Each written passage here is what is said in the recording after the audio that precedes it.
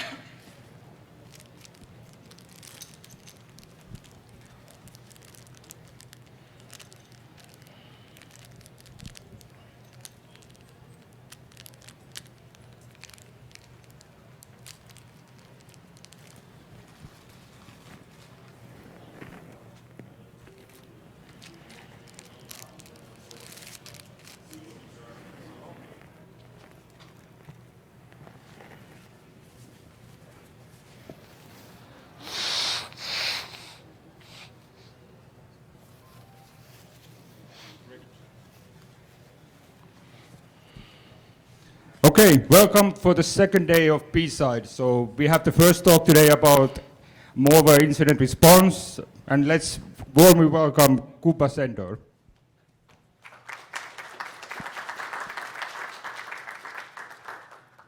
Hi, hello. My name is Kuba. I'm working as a software engineer in security team at Yelp, and I'm here to tell you today about how we automated our malware response at Yelp. So first, a couple words about me. I started at Yelp around 2 years ago, and since then I've been mostly involved in our malware incident response process, and also in the meantime automating and basically working on our security processes. Before that, I used to work at SAP in Sophia Antipolis in France in security and trust research group. And prior to that, I was studying in Krakow and also doing joint degree with the University of Telecom Paritech, Institute Eurocom, also in Sophia Antipolis. So just sort of a quick recap, Yelp's mission is to connect people with great local businesses. And this led over the past 12 years since the company started to over 102 million reviews, as you can see on this slide. 90 million of the users are coming from the mobile websites and applications. Around 70% of the searches are also from mobile and web apps, mobile apps and basically our mobile app website. And right now, Yelp is present in 32 countries worldwide. So what I'm trying to say by showing you all the stats is basically that we have more than 4,000 employees by now. And most of them are actually using MacBooks to do their daily job. So sort of a quick introduction to our malware incident response process. This sort of starts when one of our employees gets an alert, either like some detection by our endpoint monitoring software or some network monitoring stuff that detects some suspicious binaries on the user's machine or some suspicious network traffic coming from a particular machine. But just let me first introduce you sort of to people involved in all this process. So first we'll have a Yelp employee who typically uses MacBook to perform his daily duties. And from time to time, they will wander to some gray sites of the internet, right? For instance, get alert to download latest update to Adobe Flash Player or some free video converter app, which comes packaged with malware, also for free. We have help desk engineers, so they are kind of serving as an interface between users and us, the security team. Help desk engineers are the best people to perform all this task. They have best outreach to the users in terms of both different time zones and different locations, because Yelp is also present in various locations around the globe. Our offices are in various locations around the globe. And we have also a security team that is also consisting of malware analysts, so the people who are basically in charge of analyzing the alerts about malware infections on someone's machines.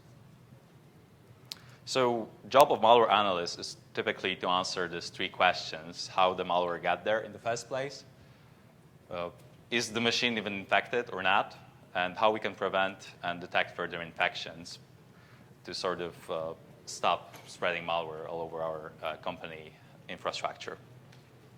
So there used to be lots of false positive in our approach in the alerts we were receiving. So we started involving malware analysts as early in the process as possible. So we are doing this initial triage.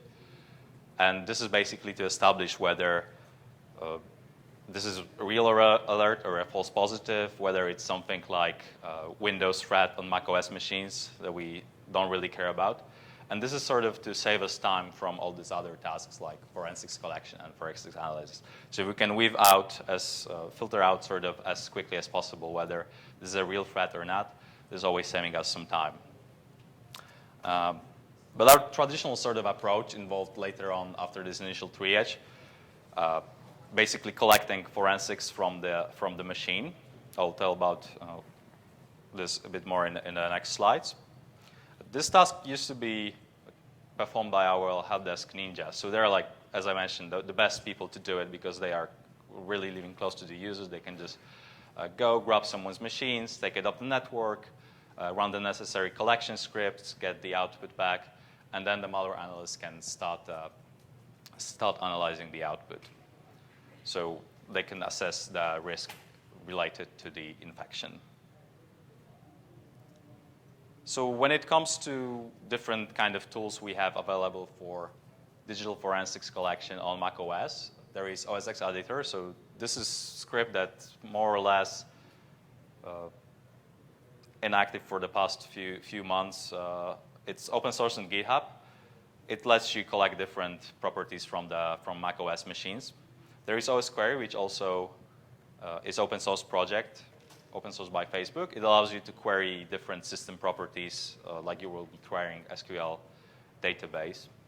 Knock Knock is also quite a useful tool that lets you figure out which processes are running on your macOS machines. So this may give you more insights into whether there are some known processes like system processes or something that was actually installed by the user, potentially packaged with malware. There is Google Rapid Response Framework. This is a bit more intrusive. They let you, for instance, collect file samples.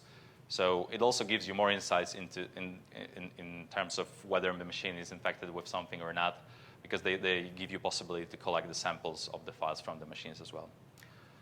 I'd like to also mention a book that was recently released. It's OS X Incident Response Scripting Analysis by Jeremy Bradley.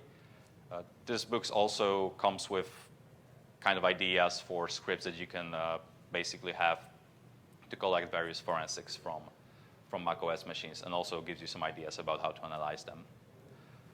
At Yelp, we use OSXCollector, which is a tool based on OSXEditor. It's also open source on GitHub. So this is a forensic evidence collection analysis toolkit for OS X. We open sourced it some 2 years ago. It was actually the first project I worked on when I joined Yelp, so I'm pretty proud of it that it's still up there and still used by people. Actually, let me get a quick show of hands. How many of you are familiar with OSXCollector in the audience? A couple of hands, okay.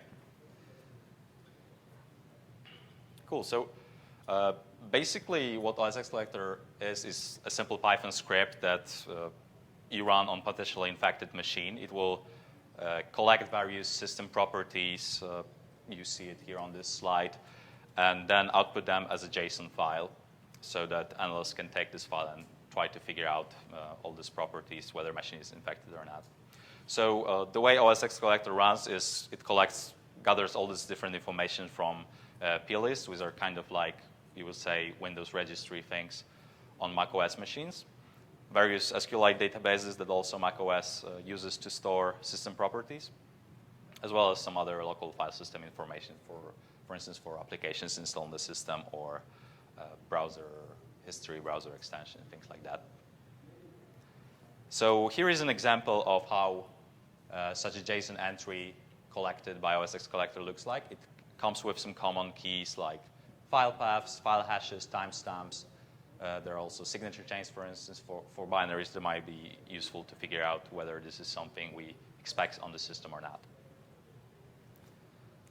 So what we used to do later on, after collecting all these files from the potentially infected machine, is that malware analysts would basically sit down and with some simple tools like grep or JQ, which is actually quite a cool thing for JSON visualization, they will go through the scripts basically trying to find some events that were happening around a certain time frame, or it will also allow you to, with help of JQ, filter and show only URLs related to users' activity around a certain time frame.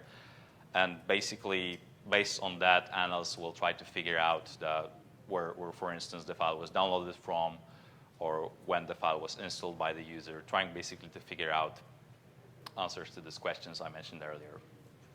So this also works pretty well, but if you have 30,000 lines of JSON output, it may come as a really job of basically looking at a lot of JSON. And don't get me wrong, like I like JSON. JSON is very pretty, it is simple, but it's also very easy to read and process by code, from code. So actually, why don't we let code process the JSON output?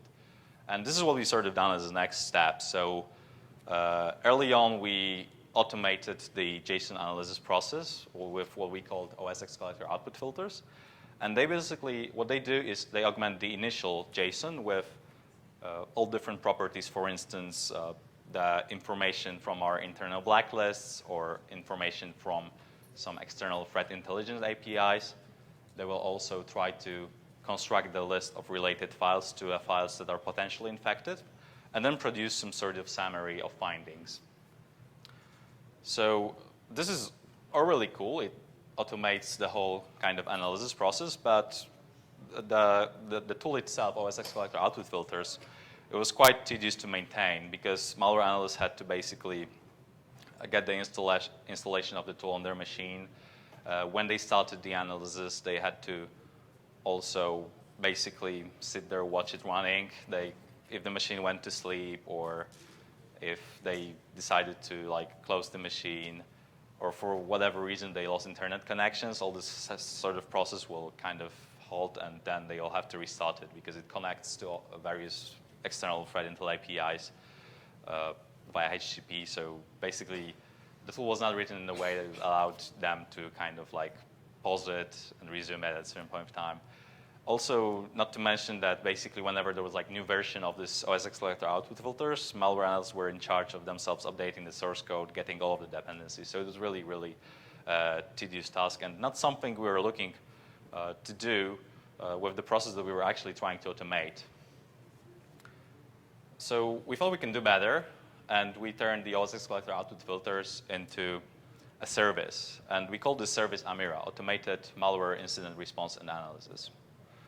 So right now with Amira, what analyst is doing is just dropping the OSXCollector output file to the S3 bucket, and Amira will automatically trigger the analysis of the new object in the bucket. This is based on a thing called S3 event notifications.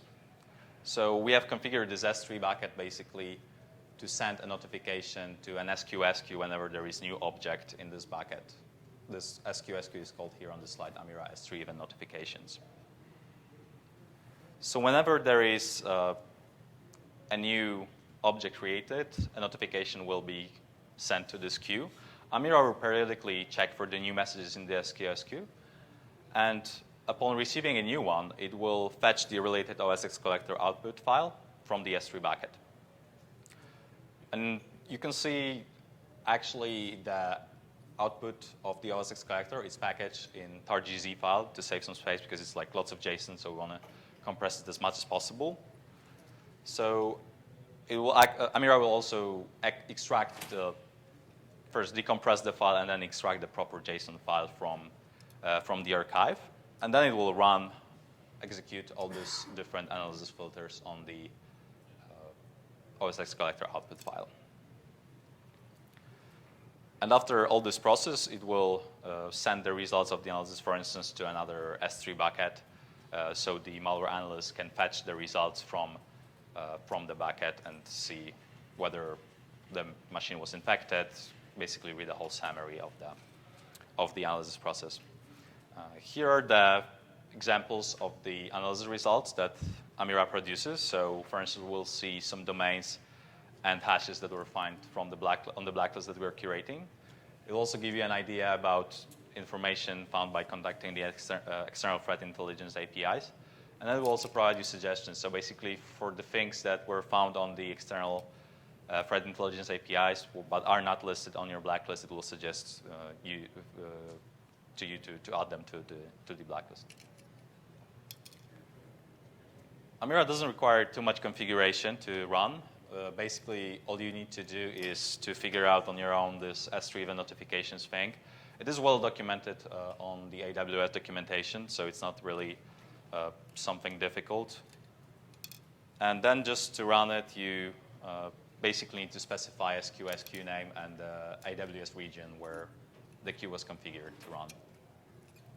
There is also a possibility to specify this results uploader. So there is, for instance, possibility to add also some other results uploader. So results uploader are basically a way for you to tell Amira what to do with the analysis results. So you may want to add some other way of distributing the results. For instance, you may think about sending the results of the analysis via email or some similar, basically attach them to your incident response platform if you have some more advanced system to triage these alerts. And that's sort of why I was mentioning that kind of this S3 bucket, the end results of the S3 bucket is optional step. Are there any questions so far related to Amira? Are you using it as a Lambda function, or are you running it as your own EC2 instance? So the question is whether we are using it as a Lambda function or running it as our internal instance. So we are running it as our internal instance. Yeah, there are several factors. Lambda factors are really cool, but I found them quite tedious when it comes to importing some external dependencies, like basically this whole OSXCollector output filters. But our first idea was actually to think about Lambda functions. There were some other questions. Okay, if not, let me continue. So actually, you can go even a step further with all this forensics and also automate the forensics collection step. So basically, what you can do is instead of just getting the machine and running the OSXCollector script on the machine, you could think about basically having some script that will run OSXCollector on the machine and, for instance, upload the results to an S3 bucket. If you have large installation in your company, so like we at Yellow have around 4,000 employees with macOS systems, you probably use something like your inventory management system. You could think of basically just dropping the script to run OSXCollector collection and then uploading the results to S3 bucket, and that will trigger the Amira to run the collection, run the analysis on the results. Here is an example of such script. It's very basic. I actually stole it from someone else. It's the only thing it does. It's just calculating this signature for AWS S3, so it can send the file there and then trigger the whole analysis process. So the whole analysis sort of saved us a lot of time. In certain cases, it saved us up to like hours from several days. It used to be when we were involving also help desk into the whole collection process. We have to wait for them. They were in different time zones. Sometimes they had to chase the user, which was also in the other time zone. So the whole process could easily take up to several days. And then the whole analysis, as I mentioned, when it was interrupted, Amira takes basically all this effort from you. You don't have to sit there, watch how it collects all the information from various threat intelligence APIs. It also reuses lots of caching mechanisms. So all this OSXCollector output filters, it comes packaged with some basic cache that will not issue the same queries. For instance, if the user visited the same websites, I mean, most of the users are actually visiting probably like 80, 90% of the websites they're visiting are the same. So when we're running the process on by each individual malware analyst, basically all of them had to pretty much get the same information all over again. And with Amira, we're just able to have this information get once from the APIs and cache it. So, for instance, saves us lots of quota from the external APIs, and it basically makes the whole process even faster. It also cut all this interaction between the malware analyst and help desk. So right now, Amira is taking care of forensics collection, also the analysis. Obviously, there is a need for analysts to review the whole result summary and actually provide remediations that are then executed by the IT engineer help desk. But still, like, there is less sort of human interaction, less errors possibly that could come all over along the way. Also, there is no need for this physical collection, so even less problems with basically chasing users down the corridors and taking their machine off the network.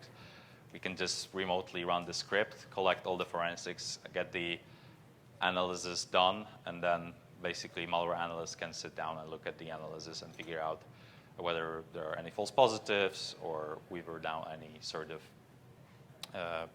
other problems. And it also allowed us to do more proactive forensic collection. So right now, even on the machines that we are not really sure that they're infected or not, we haven't even received any alerts, but potentially there is some suspicious network activity from our DNS resolvers. We could proactively run Amira and get all of the forensics, analyze them, and then figure out whether the machine is infected or not. And the whole thing is open sourced, so go try it out. I'm really looking forward for any questions related to the project, any issues that you've spotted. If you have any suggestions, also don't be shy. Create some pull requests, send them my way. I'll try to review them. And on that note, I'll like to thank you for coming, and I'm open to take any questions.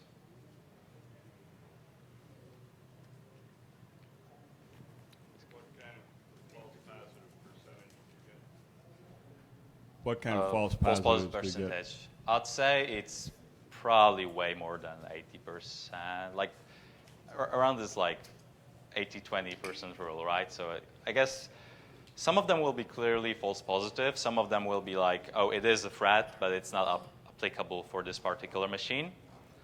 And yeah, Amira basically helps us to figure this out, because even for certain threats that are, for instance, our endpoint monitoring, say, are Windows only, we'll still get the alert, and then we'll have to figure out, is it seriously Windows only? For instance, some browser extensions, they don't really are related to any systems, so that's how we can also analyze it. Are you planning any integrations with like sandboxing technologies, Cuckoo or anything like that? Yeah, so regarding sandboxing, so this is purely sort of for forensics collection, so there is no sample collection. Obviously, it would be very interesting to connect it also with something that could process the sample, but then we are sort of approaching this problem of how we are transferring the samples along the way. So for instance, Google Rapid Response Framework, they do something that allows you to pick a sample, and I guess at that point in time we would be able also to have some more reliable analysis when it comes to the file. So far we are operating basically on file hashes, I guess, file names, things like that. I mean, URLs are pretty okay. Like sometimes we are basically collecting a sample from the original URL rather than from the machine. Because also maybe sort of to give you a heads up on all this remediation process, apart from just getting rid of the threat on particular instance, what we are trying to do as well is block domains, block IP addresses serving malware. So at this point of time, actually, it is more important for us where this threat got from, and if we are able to pinpoint it to particular domain URL and get a sample there, then we know we have to block it, right? So it's actually more related to what we are doing later in the step.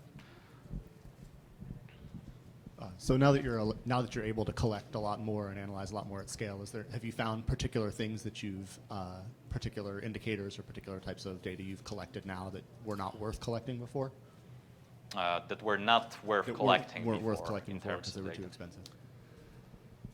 Yeah, so there are particular parts of forensics collection done by OSXCollector.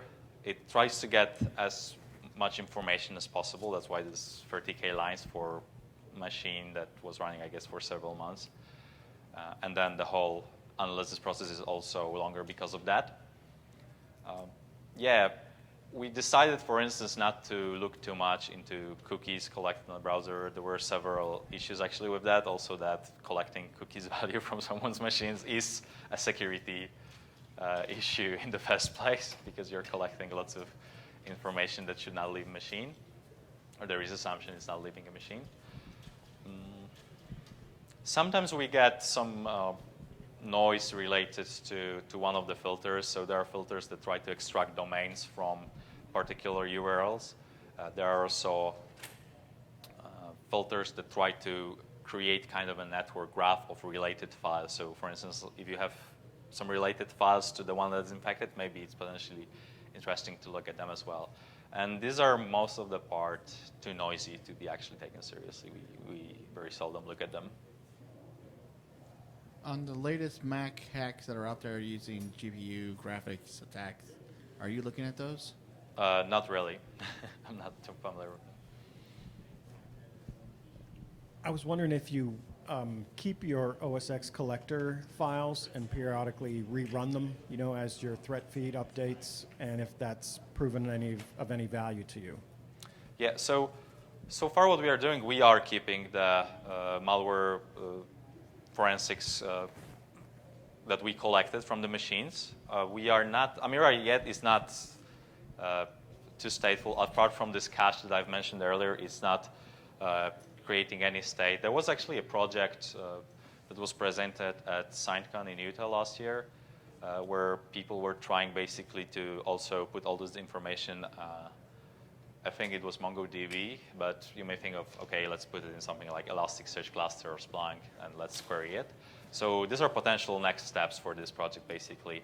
Apart from just taking as like one machine individually, let's try to see how this machine differs from all the other machines in the network. This is actually something that OS Query is able to do, for instance, like having the whole fleet of machines and trying to compare one machine against all others in the same infrastructure. What's the runtime of collection and Amir? I mean, how long does it take on each laptop, and how long does it take to process? So the whole collection process, so just purely OSXCollector script, it does rely on how for how long time the machine was used. If the machine was used for several years, you will, and for instance, like browser history is not purged, like you have lots of apps installed, it may take quite some time. Then the whole, so like worst case, like, you know, up to a day, let's say. Yeah, we had the cases when it was like running for a day, like it was still in the good old days of help desk engineers trying to get the machine. Right now, as we are running it via our inventory management system, to be honest, we don't collect too much insight about when the collection was started and then when the collection was finished. We only know this time when the collection was finished. So you don't know if the collection took so long because user, for instance, was not in the office for like a day and his machine didn't beam up to the central inventory management system. In the best case, I had actually on my when I was preparing the presentation, I had a case when the whole collection and analysis process, so also running analysis, which can also may take up to another several hours. It took 8 minutes basically from collection to having the results available for the malware analyst to look at. You mentioned started doing proactive collection. Have you looked at collecting that data and trending on the data over time in something like Elasticsearch or Kibana? Yeah, so this is something we are not doing yet, but definitely something I'd like to work as a next steps basically after we automated all of this. Kind of similar with respect to active defense. Do you guys have a particular threshold that you have to meet in order before you deploy the script, or do you just kind of have the script, already available to run on machines, and you run it across all your machines, or do you have to reach a threshold? So yes, we do have something like a threshold. It's basically this alerts we get from endpoint monitoring or network monitoring. So this is our initial kind of trigger for the whole malware incident response process. But then we had some cases in the past when we were suspecting part of the fleet to be infected with something. And then with just one click, we were able to deploy the script to like hundreds of machines, get the analysis done by the next day, and look at this. So it's way more scalable than our previous approach in this matter. What kind of file sizes does OSXCollector put out? Have you seen? File size Yeah. in terms of the collection. Yeah, so not sure if it was actually on the slide, but the compressed TarGZ file, it's usually several megabytes. If you decompress it, it's like, 60 megabytes, 80 megabytes, something like that. Okay, any other questions? Still? Okay, and no, thank you, Kuba. Let's hear it for him.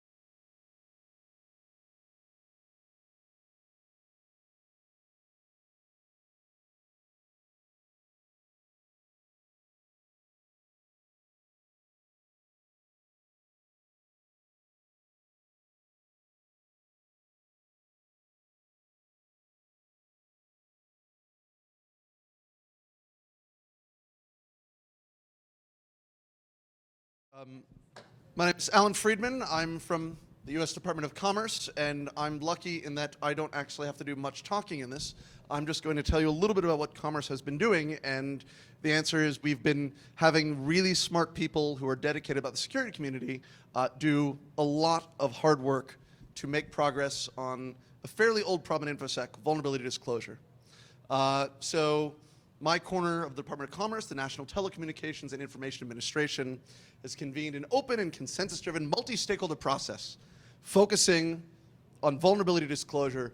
And it's been running for about 9 months, and we've had brilliant folks from the security research community, from the vendor community, from the intermediaries who help promote that and who've done a lot of work initially. And we're going to hear from the 3 working groups that have been very active over the past 9 months, one on awareness and adoption, another on safety and disclosure, and finally on multi-party disclosure. So this work that you're about to see is not from the Department of Commerce. It is from the stakeholders who believe that this is an important issue.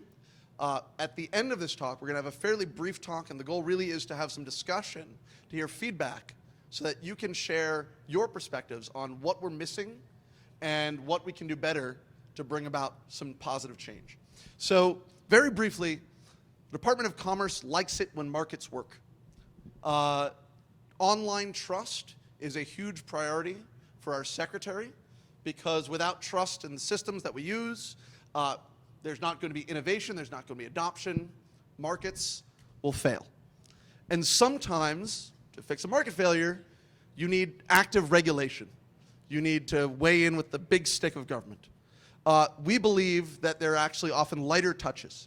So we want to bring together those who care about this issue and say, how can we have collaboration around vulnerability disclosure? Now, this isn't a new debate. We don't want to reinvent the wheel. We want to find some way of saying there are standards out there. People have been thinking about this issue for a long time. How can we actually make some progress? So rather than trying to write new standards or even produce best practices, we're trying to come up with some principles of what we can do so that researchers who want to continue to engage know how to engage. Organizations who are new to this issue understand what's at stake and what the path forward is. And the underlying approach is there is no one-size-fits-all. That every organization is going to have something that's unique to them, and different researchers, each bug is at the end of the day going to be unique and need to be handled differently. So what are the broad issues that we can do? So the process has basically involved a lot of talking. It has involved some very tedious meetings and even more tedious phone calls. So the people who've been engaged, we really have to thank them for all the hard work. You're going to see the working group chairs, but behind them, as they will say, a lot of very smart people were dedicated to this. So first we will talk about the awareness and adoption group, and what's noteworthy about this work is that I think everyone in this process has said at the end of the day, raising awareness and driving adoption of existing good practices really is the most important thing and relates to all the other work that's going on in vulnerability disclosure. Jen. Sorry. Jen Ellis from Rapid7 and Amanda Craig from Microsoft. Thanks, Alan.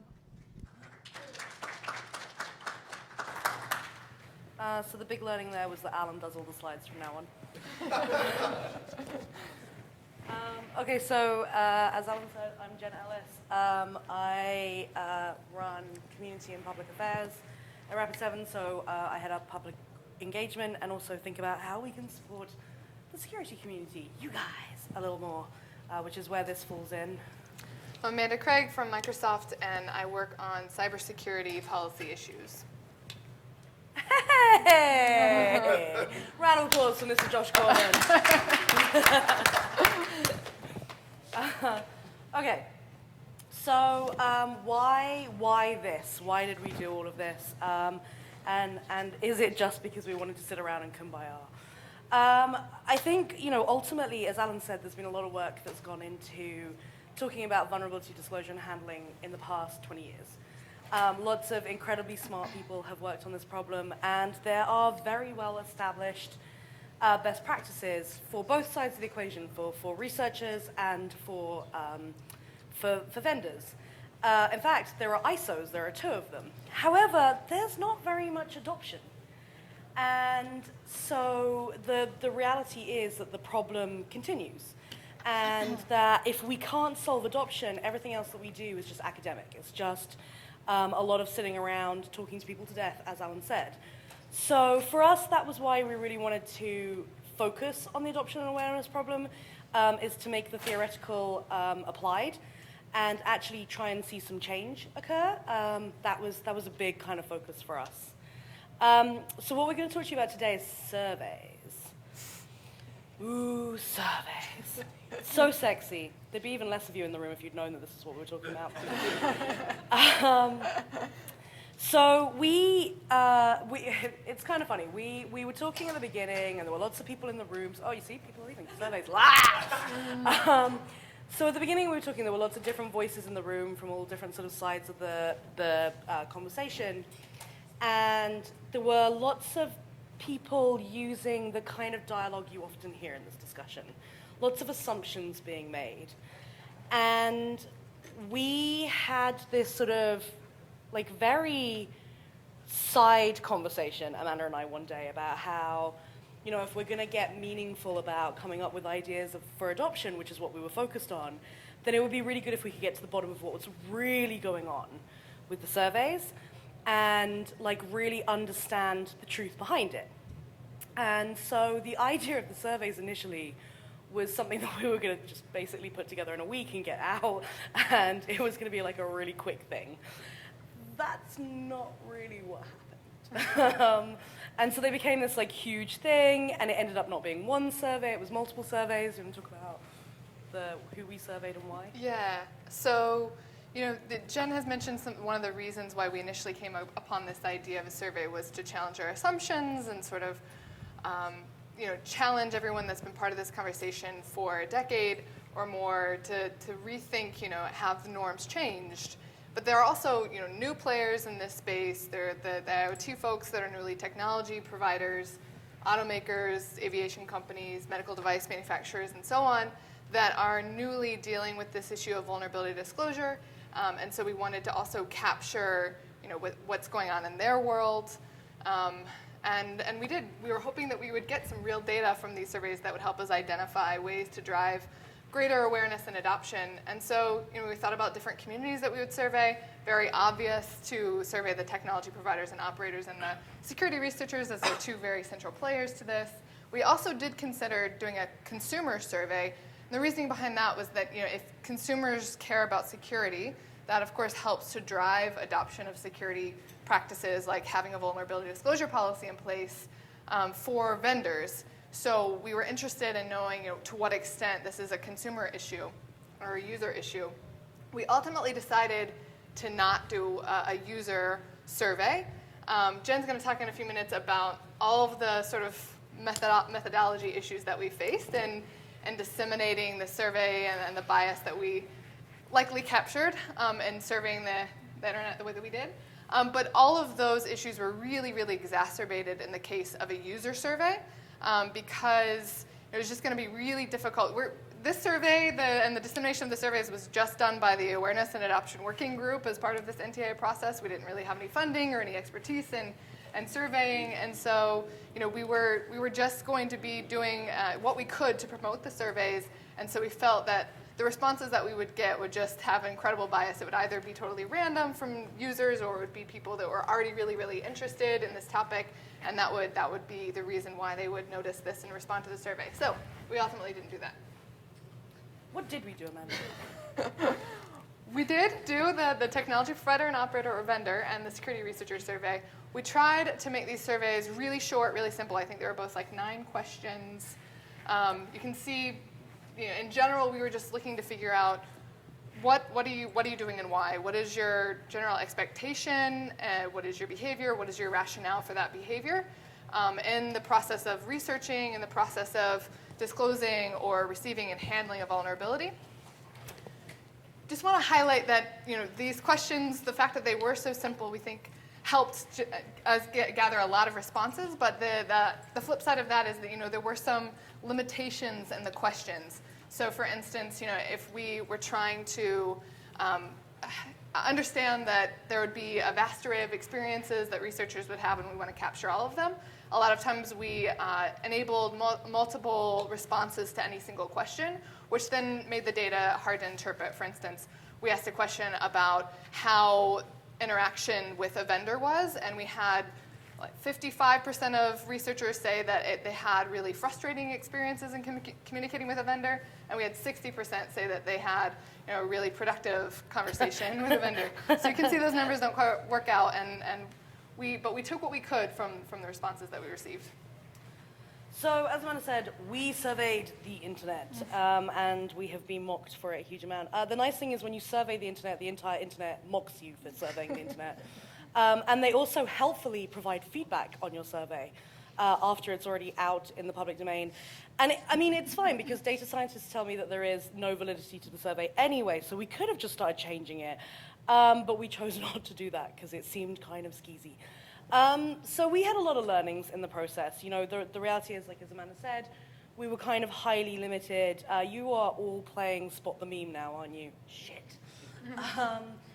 So we were sort of highly limited in that this is, it's a volunteer organization. It's not owned by any one sort of entity. And so we were limited in kind of what we could do on the surveying. We wanted something that was free and open and easy. So we did go the sort of SurveyMonkey route. And I think if I was advising somebody who wanted to do this as more of an academic exercise, I would tell them not to do that. But you would have to pour a lot of money into it, honestly. And we had a huge number of learnings along the way. One of the things that we found out is the vendor survey didn't really work for the open source community, and that was a little heartbreaking because we really wanted to capture them. We also had used some of SurveyMonkey's kind of standard demographic splits, and for the verticals for the vendor one, that was really dumb because one of the categories was technology, and obviously a lot of people identified that way. Interestingly, not everyone did. So there were definitely some pretty huge learnings for us in this process. But we did try to, I would say, push beyond just putting it out there and dumping it and leaving it, and we knew that that was never going to be effective as a thing to do anyway. So we got really active with trying to get media to promote it, trying to get people we knew that had wide followers to promote it. We reached out to ISACs. Amanda did a phenomenal job of talking to a lot of vertical alliances, a lot of vertical ISACs, and getting their members to do it. And we could see that coming through as the results were coming through. Oh, is this me again? Shit. So how did we do? So on the researcher survey, we had 414 responses. Now, again, we surveyed the internet, so 414 may not sound like a particularly high number, but when we went into it, we were very hesitant about what we would really get in terms of response. And the stretch goal that we had set ourselves was 250 for each survey. So we were really delighted by 414 responses. And the data actually did show kind of a pretty decent variety in who we got in terms of whether they were people who were doing research as part of their job and that kind of stuff. So the largest percentage of geographic split for both surveys was definitely the US, which was not super surprising since the NTIA is a US government entity. However, we did see some other governments pay some interest in it and some people kind of promoting it internationally. So for the researchers, we got 210 US responses. And then you'll see the splits here. So half of the people who responded listed themselves as sort of quote-unquote independent researchers. It was nice. The thing that I thought was awesome was that we actually got people who were accidental finders responding. Those were the people we thought would be super hard to reach. We didn't think that the way that we were disseminating it, we would easily find those people. So it was good that people who don't consider themselves to be professional researchers took the survey, and that data is, I think, very valuable. And then in terms of the tools, we had asked this question about what kinds of tools people use. I'm not sure the tools is really the right word for some of these things. And this question, again, was one that I think kind of became a little crazy and bloated over time. when we were preparing it, and so ended up covering a sort of weird mismatch of things. But you can see I'm not going to talk through all the stats because they're right on the screen in front of you, so you can read them. And time's up. Okay. So yeah, now getting into the actual data that we got from the researcher survey. We asked a question about how researchers disclose, what's their first action in disclosure, and then also a separate question about what their expectations are in disclosing and how that influences their behavior. So for the first question, the response we got back is what's captured in the graph, which is like 67% disclosed to the vendor, something like 10 and 13-ish% disclosed to a bug bounty provider or to a coordinating organization like CertCC, and then just 4% approximately either just don't disclose or go public in full disclosure. So we were excited to see that what we kind of consider coordinated vulnerability disclosure, what's captured in that circle, was the sort of predominant norm. But then Sorry. We did look at how expectations change behavior, and we saw that when a researcher submits a vulnerability to a vendor, and doing so they also provide a time frame, and then that time frame is not met by the vendor, then they will go public. So 24-ish% of researchers said that they had done that. Around 7% said that the vendor provided a timeline when they disclosed, and then the vendor didn't meet that time frame, and so then they went public. But about 8% said that the vendor provided a time frame when they disclosed, the vendor did not meet that time frame, and they considered but ultimately did not go public. And I think it's just coincidence that it looks as if the researchers were giving us the finger. So, unsurprisingly, well, I thought it was unsurprising, but then I work in communications. People said that communication is valued. Shockingly, people like to know what's going on and feel like they've been heard. So we had 95% said that they expected notification when the issue was resolved, which seems kind of reasonable. 68% said that they would really kind of like regular updates. That seems like a pretty decent, reasonable thing so that they know that something's happening. And 57% actually kind of went further and said they'd actually like to be involved in testing the fix to make sure that it really is kosher and works. And that was kind of interesting in that there were researchers who were like, we're super happy to stay involved in the process. We want to partner with the vendor. We're not just like, hey, this shit's on fire and then running away screaming, which is cool. Like, we appreciate that about researchers. And then 84% in a similar vein said, yeah, totally happy to answer questions from vendors, want to stay engaged, want to stay part of the process. And then trying to look at the rest of it. Oh, never mind, I can't get out there. So communication was really important. People really valued that. They expected the vendor to be open and transparent with them. And apparently I've now done something to the slides. There we go. Yes, I don't computer. Thanks, Josh. Oh, is this me again? God damn it, how did I get so many slides? So this is actually, there's a reason this one's me, because I kind of talk about this issue all the time. So we hear a lot about the chilling effect of specifically the CFA and the DMCA, and specifically with both of those, the fact that they have civil action in them, which means that a lot of vendors use them to threaten researchers when they're afraid of disclosures. So we hear a lot about that, but it's always a little hard to know whether that's something that is a little bit sort of fuddy and overhyped. It's not. 64% said that fear of legal repercussions is a serious, serious issue for them, and it seems as if it is something that makes them question whether or not to disclose to the vendor. Did the last 26% say, uh-oh, now I need to be forward? The last 26% responded from prison. It's not true, by the way. For the recording, it's not true. And then we also had 24% said that they are afraid of stumbling into confidential information. Only 24%, the others were like, whatever, sounds great, let's see what I can find. That's why I do this shit. 31% said that they are afraid that exploits will be used nefariously. I don't know if we had the word nefariously in the survey, but I hope we did. Another finding, in asking what does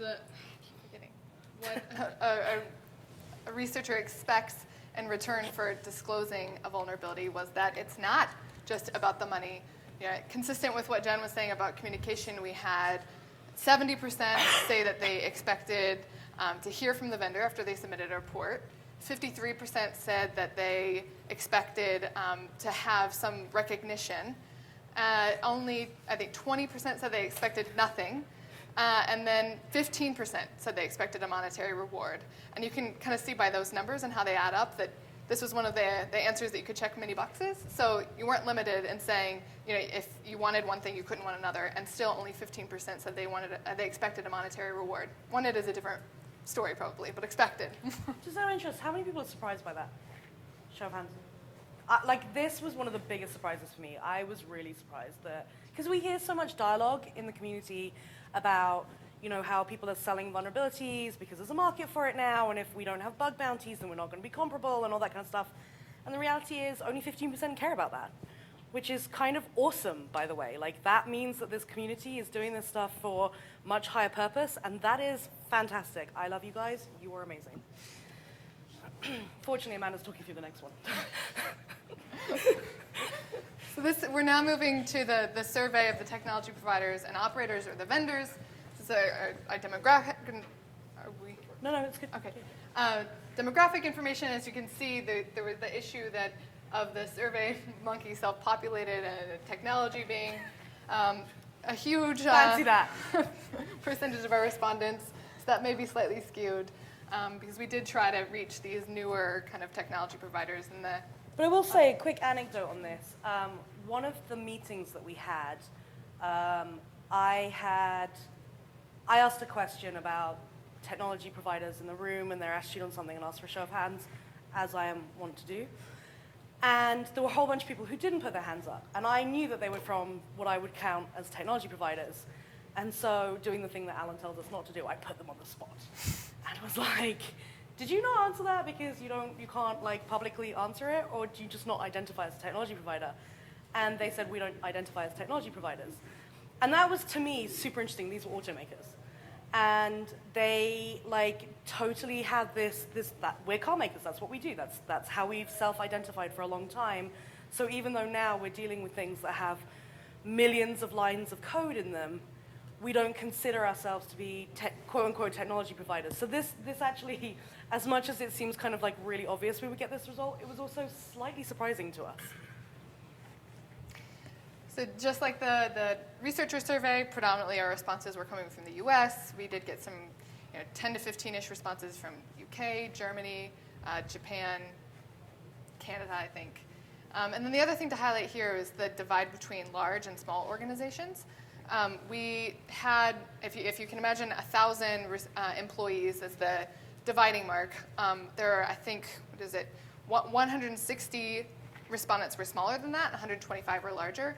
But our respondents, it was heavily weighted towards having, being really large or really small. So having more than 10,000 employees or fewer than 100 employees.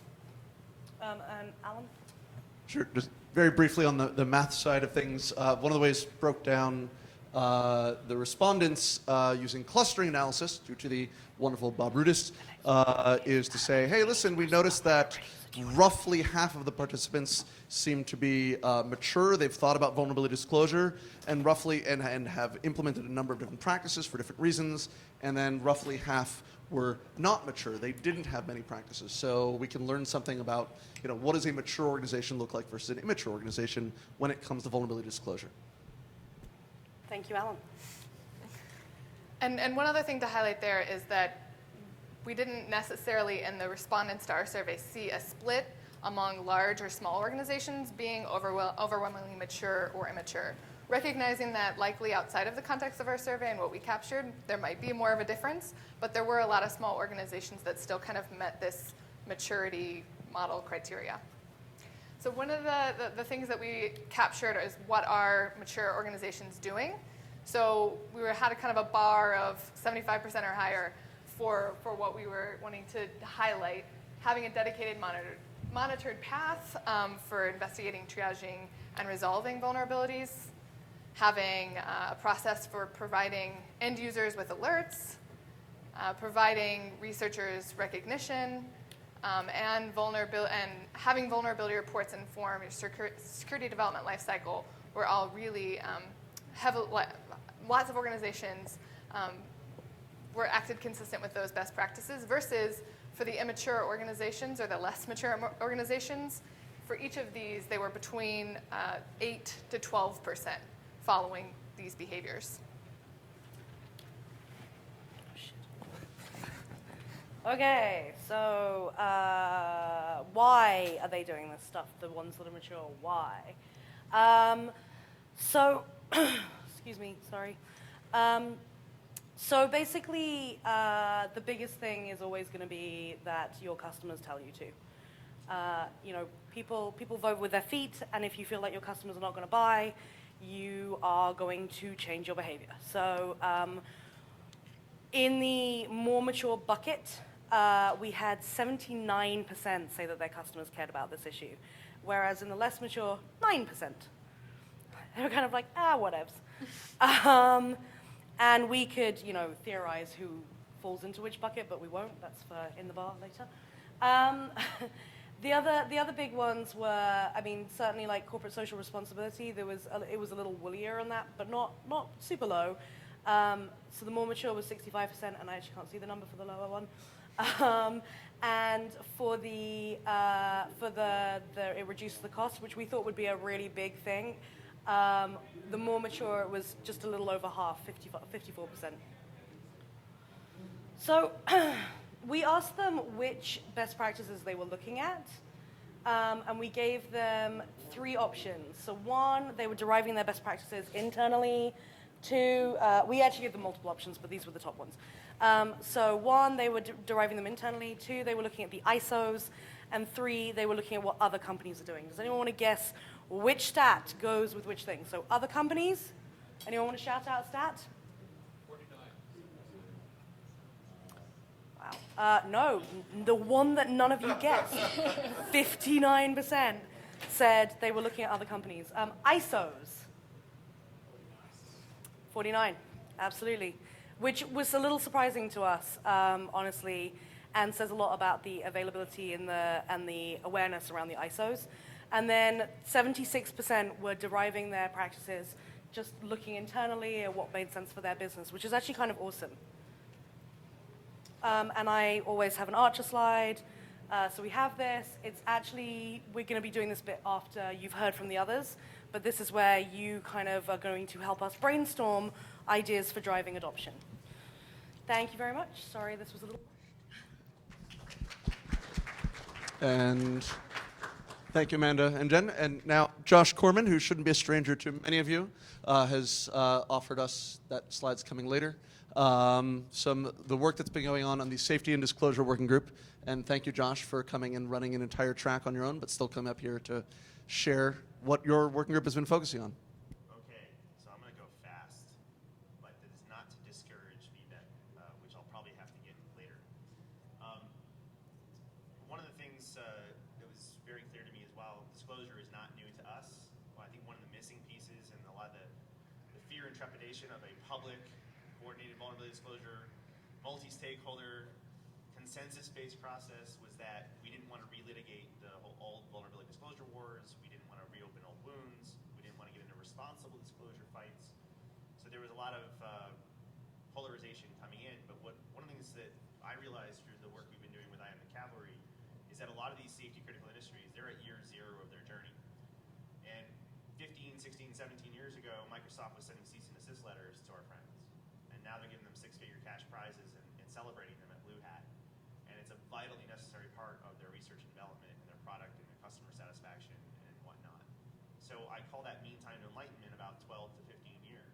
And we're going to have a similar journey for these safety critical industries, but they are at year 0 or year 1. And I I don't expect that we can afford 15 years for safety critical industries, but maybe it's going to take 1 or 2. So what I tried to put on the table early is that this is where bits and bytes meet flesh and blood, and where the consequences of failure will be measured in not in credit cards or records loss, but in human lives, in national GDP, in crisis of confidence in key markets that are necessary for our way of life. It may even lead to a compromise of our civil liberties and our values as a nation or as a global community. So we tried to assert, and people seem to go with it, that safety critical industries could be a superset of the requirements and constraints on designing a journey to go from crawl to walk to run. And if you're playing Josh Corman Bingo, that's the center square. But the crawl, walk, run idea is what we decided to do. And the Cavalry has worked with Tesla, with GM, with others to get them on their journey towards coordinated vulnerability disclosure. It's our belief that if you can create a high trust, high collaboration zone, then you'll have better outcomes. And essentially the simplest way I put this is, do you have a beware of dogs sign for the researchers, or do you have a welcome mat?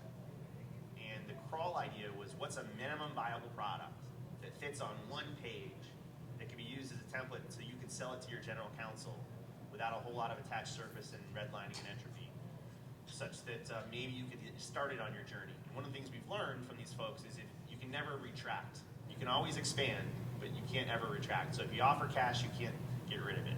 If you have a narrow scope, you can't make it more narrow. Not really. So the safety critical working group, so people seem to agree that maybe it's not a beautiful and neat snowflake, but if you can solve for forever days, an unpatchable vulnerability in a piece of industrial controls equipment, if you can solve for that, then it may also be useful for non-safety critical industries. And we've had some consternation over this. We've done some duplicative work with Art, who hates us for it. No, I'm just kidding. But I think that Jen and Amanda's survey work has been very corroborative to some of our assumptions, very much so. So this is a little bit frustrating for me to do a collaborative process because I have this burning platform idea, not that I can't collaborate, but one of the things I tried to remind the group, and I will remind this group, is whether you have a coordinated vulnerability disclosure program or not, thanks to the DMCA exceptions coming in October, which is 2 months from now, you're going to get a surge or a tidal wave of vulnerabilities. And the data in the survey shows that, what was it, 64% are afraid of legal reprisal. When that fear is reduced, you will see submissions. And without betraying any confidences, the rumor is that in the first 48 hours of GM's program, with no vulnerability prize or not, they got over 100 submissions. And I asked them, if you got a lot of submissions, I won't say how many of those do you think were found in the last 48 hours? And that was really the key question, because you can't find an automotive bug in 48 hours. These were known, but people were afraid to share. So the same is true for a lot of these folks that simply reduce the barrier. So what we wanted to do was show some sort of, again, minimum viable product. And this is a template that we've used with others outside of the collaborative process. And I was really trying to add some urgency that even though this process may take a while and it will take some time to get the survey back, we wanted to cause some sort of action prior to October 1st. Because if you want to build capacity and muscles before the flood, this is the time to do so. So we basically made a really, really ugly Word doc that got a lot of fighting. But I essentially said this should fit on one page, and there originally were 4 blocks, but do a brand promise, do an initial program scope, keyword initial, that we will not take legal action in unambiguous terms, and then the mechanisms for submission and ongoing communication, and then we've had to add this last one more recently because some things have changed, submission preferences. So it doesn't affect your legal posture, but kind of bugs you will and won't prioritize or accept. So really quickly, the brand promise idea is safety is super important to us, and in addition to all the wonderful things we already do with our own staff and with third-party contractors, we want to cast as wide a net as possible and invite the participation of willing allies in a whole-of-community approach to try to find bugs and be safer sooner together, that kind of thing. So this is a marketing thing that can get you, a lot of people look at this as a legal thing or an engineering contract. This is very much a brand reinforcement thing. People were really pleased to see GM's program. People were very pleased to see Johnson & Johnson's program. So this reassures to your customers that you care about this and take it seriously. The initial program scope, because these are safety critical industries who have no idea how many bugs are going to get submitted to them, they don't know if they can internally triage them, we've encouraged an explicit scope reduction. Don't ask for bugs on all the things you've ever made. Maybe pick the most recent model year. Maybe just pick one make and model of your car. That way, it becomes a throttling mechanism, which you can expand after your pilot. No one judged the Pentagon for having a 20-day pilot. They did a pilot, and based on what they learned, they're going to do another phase in all likelihood. So the idea is start narrow, start on something that's newer and more modern perhaps, something that you feel the engineering teams can triage, and based on the received bugs and the quality of those received bugs, you can always expand scope over time. And by stating initial, you won't be judged for this as a finished product against something like a Microsoft. You'll be judged as we're beginning our journey. There's also implicit scope, which I will skip for now. There's one of the most important parts is we will not take legal action if. And while I don't have Archer slides, apparently I have my cousin Nick's slides. So if you, there's some pretty good exemplars here, but basically we've seen people have as few as 4 bullets of, as long as you follow these 3 things, these 4 things, these 6 things, I think GM had 8 things. As long as they're affirmative, unambiguous, clear people, you're basically having a covenant with researchers that if I'm willing to admit to these things, then I know I won't hear any fear of reprisal. And these ones, what we're finding, should be fairly immutable and evergreen. If they change frequently, people won't trust the program. Researchers won't trust the program. Expectation management is 90% of any human thing you ever do. So this is really, how do you submit? What are the minimum expectations for submission? And what are the expectations for initial acknowledgement of receipt and ongoing communication cadence? And rather than prescribing this, we've outlined that the negotiation of the ongoing cadence should be on a per bug, per relationship basis, because not all bugs are created equal. But the ISO standard does, I believe, say within 7 business days of acknowledged receipt. And then submissions and preferences and priorities. We wanted to separate something that's added some confusion. Some of these programs on day 1 only had 4 sections, and then as our engineers got flooded, they started adding exception after exception after exception. And the researchers just stopped dead in their tracks because they didn't know, were these exceptions to the legal posture, or were these things that we just don't want to hear about cross-site scripting? And there's a bunch of things we're tackling as well about how do you do change management and version control, because these things should change and grow over time as you learn more. But we also don't want a moving goalpost when we're talking about something like a legal posture. And we've had a lot of discussion, and we haven't come up with perfect solutions, but we have seen how folks like Microsoft and others have tried to dampen the risk. So to that end, I think many of those things were alluded to without slides. So scope, one of the less obvious, so let me just do 30 seconds on this. We cut it from the document because we had debate over it, but it's actually proving to be very necessary after the survey. I basically say white hats have 5 key motivations, and they all start with a P. There's protectors, want to make the world a safer place. There's puzzlers who do it for challenge and curiosity. There's prestige who do it to win a white jacket or to give a keynote at DEF CON. There's profit who do it for money, and there's protest who do it for or against some political cause or ideological cause. If you fail to include a cash reward, it's not a failure at all. I'm deliberately and overtly encouraging that the first coordinated disclosure program does not have a bounty attached to it. And one of the reasons for that is you will only attract the subset of researchers who are protectors and puzzlers. They won't give you arbitrary conference deadlines. They won't quibble over how big or small the cash prize is. And when you're ready to, you can always layer them in. So we've also encouraged the lack of monetary reward. In fact, one of the coolest rewards that anybody gets is things like this challenge coin from Tesla, or things like a t-shirt from the Netherlands that says, I hacked my government and all I got was this lousy t-shirt.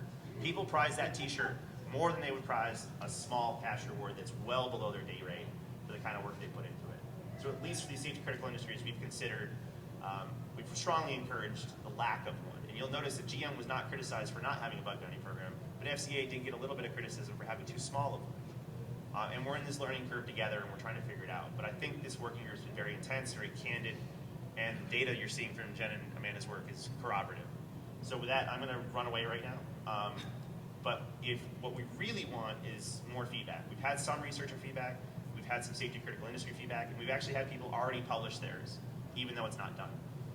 But for right now, I have to run. So find me, join our working group calls. We have a draft. It can always be better. And the problems we need the most help on are how to do change management. Thanks. Thank you, Josh.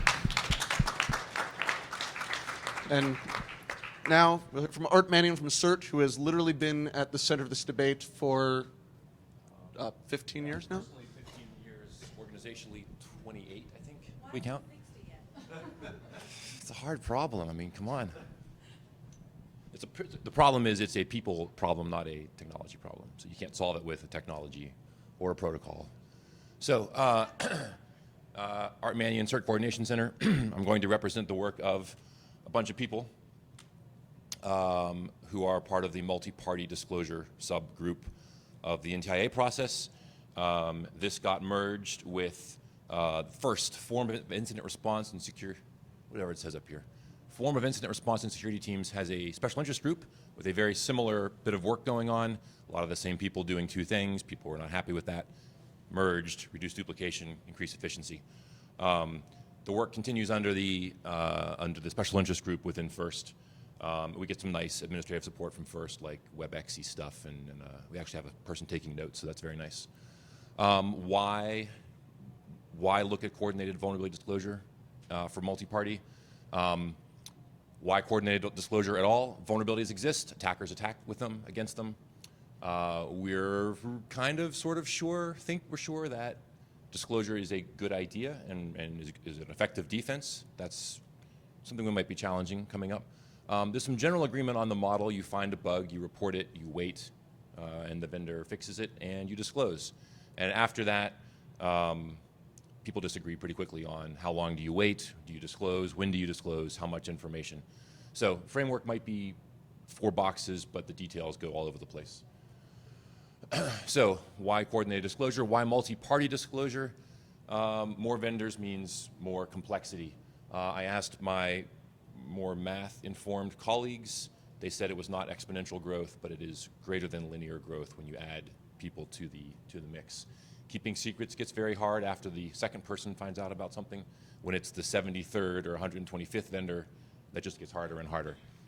Managing comms gets very difficult, and expectations and policies start to become in conflict after you add a lot of people.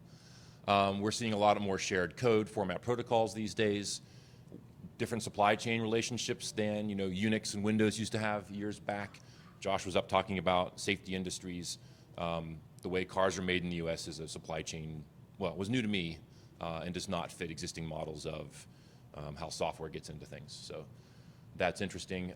This was also covered. There are vendors, as I still refer to them, who make things. They think they're car manufacturers. They are technology manufacturers, but they don't think of themselves as that yet. So GM is not new to the planet. GM is new to disclosure. The process we went through to try to come up with something useful was not a survey, but sort of a conceptually structured thinking process. We are going to try to derive something useful from what the group's real-world experiences are. So different types of coordination and disclosure cases, variants that come up from those cases, because the exception is the rule in lots of places, especially here. You are always going to have a variant. It's very rare you get a coordination disclosure case that goes smoothly and perfectly. For each variant, what caused it? How could you prevent it in the future? How do you respond to it?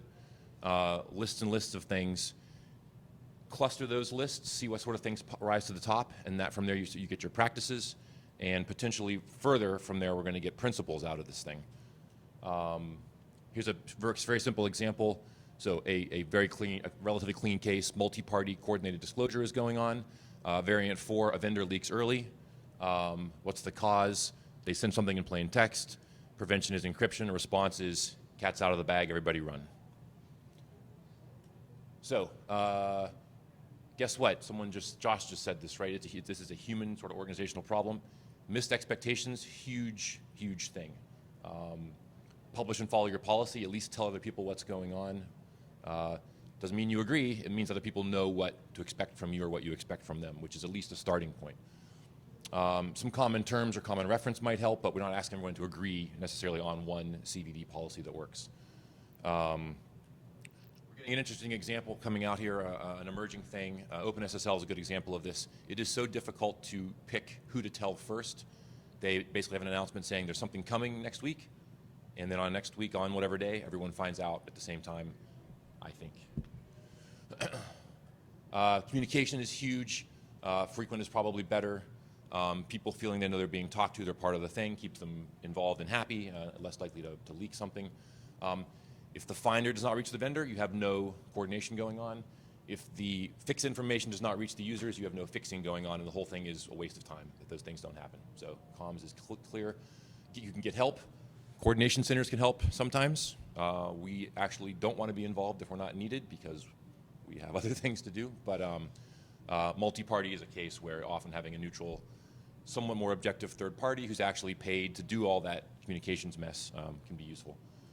More practices, have relationships, know your supply chain up and down, know your peers horizontally, know other stakeholders. This means outreach to researchers, your suppliers.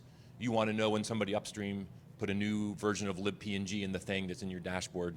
You want them to tell you that so you know what you need to do or not. Incentives, we've already covered this in previous slides, but chilling effects are a thing. Be cognizant of those. I'm not telling you what to do, but be aware that it exists. They exist. You can do various incentivization reward structures. An idea the group's thrown around is to exclude repeat offenders. If you always leak, if you always are not playing with the social group, common social creature behavior is you're out of the group. We don't tell you next time. Keep clicking here.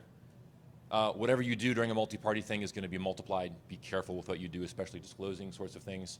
Provide good information. We like CVE or something to tie things together. We like machine-readable information.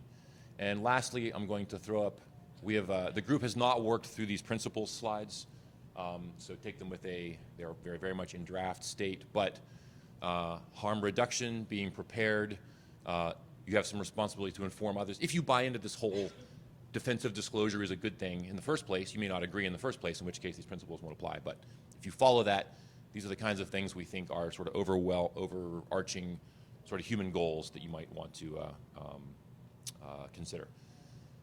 Feedback is happening now. Feedback is ongoing. We expect to have a draft of the MPD, multi-party disclosure document, out for public comment. You can join the first SIG. You don't have to be a member of FIRST to join and be part of our, I think, twice a month calls at this point and contribute that way. Obviously, if there's an open comment period, you can contribute that way. That's my email address if you have other questions. And thank you.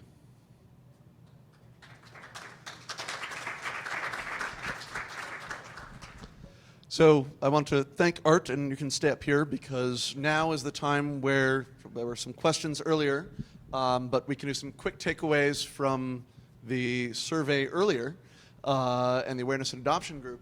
And really one of the reasons that we wanted to come out here is because while there has been active researcher participation of people who care about security, not just because they make stuff, but because they're genuinely interested in security, we wanted to make sure that we heard from the security community.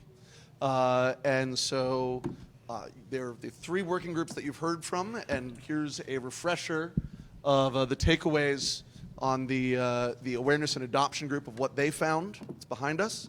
And so if you have thoughts, and we can revisit some of the specific questions of how can we reach safety organizations and organizations that are new to it and build templates and get them aware of the crawl stage. How can we coordinate across multiple parties and what are some of the basic frameworks for that? And of course, how do we just raise overall awareness? So I'm going to stand here and try to moderate, and Jen's going to swear at the end. I mean, not at the end, all the way through. But with an accent that makes it fun, like nice. It's fun. Yeah. It's It makes it nice. Yeah, it makes With an accent, it makes it nice. There's a tweet for you right there.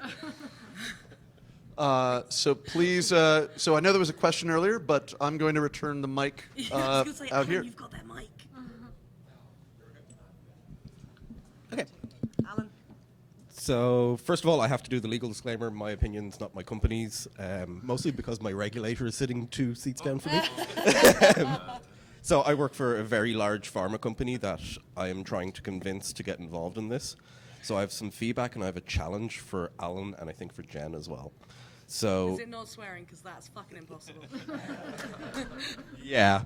So I know you guys are doing great work, okay?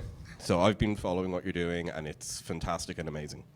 However, you guys need more of an ego. You need to publicize what you're doing. Yeah. Well, It may not be a problem for some individuals, but for as a working group, genuinely serious feedback, you're not selling it enough.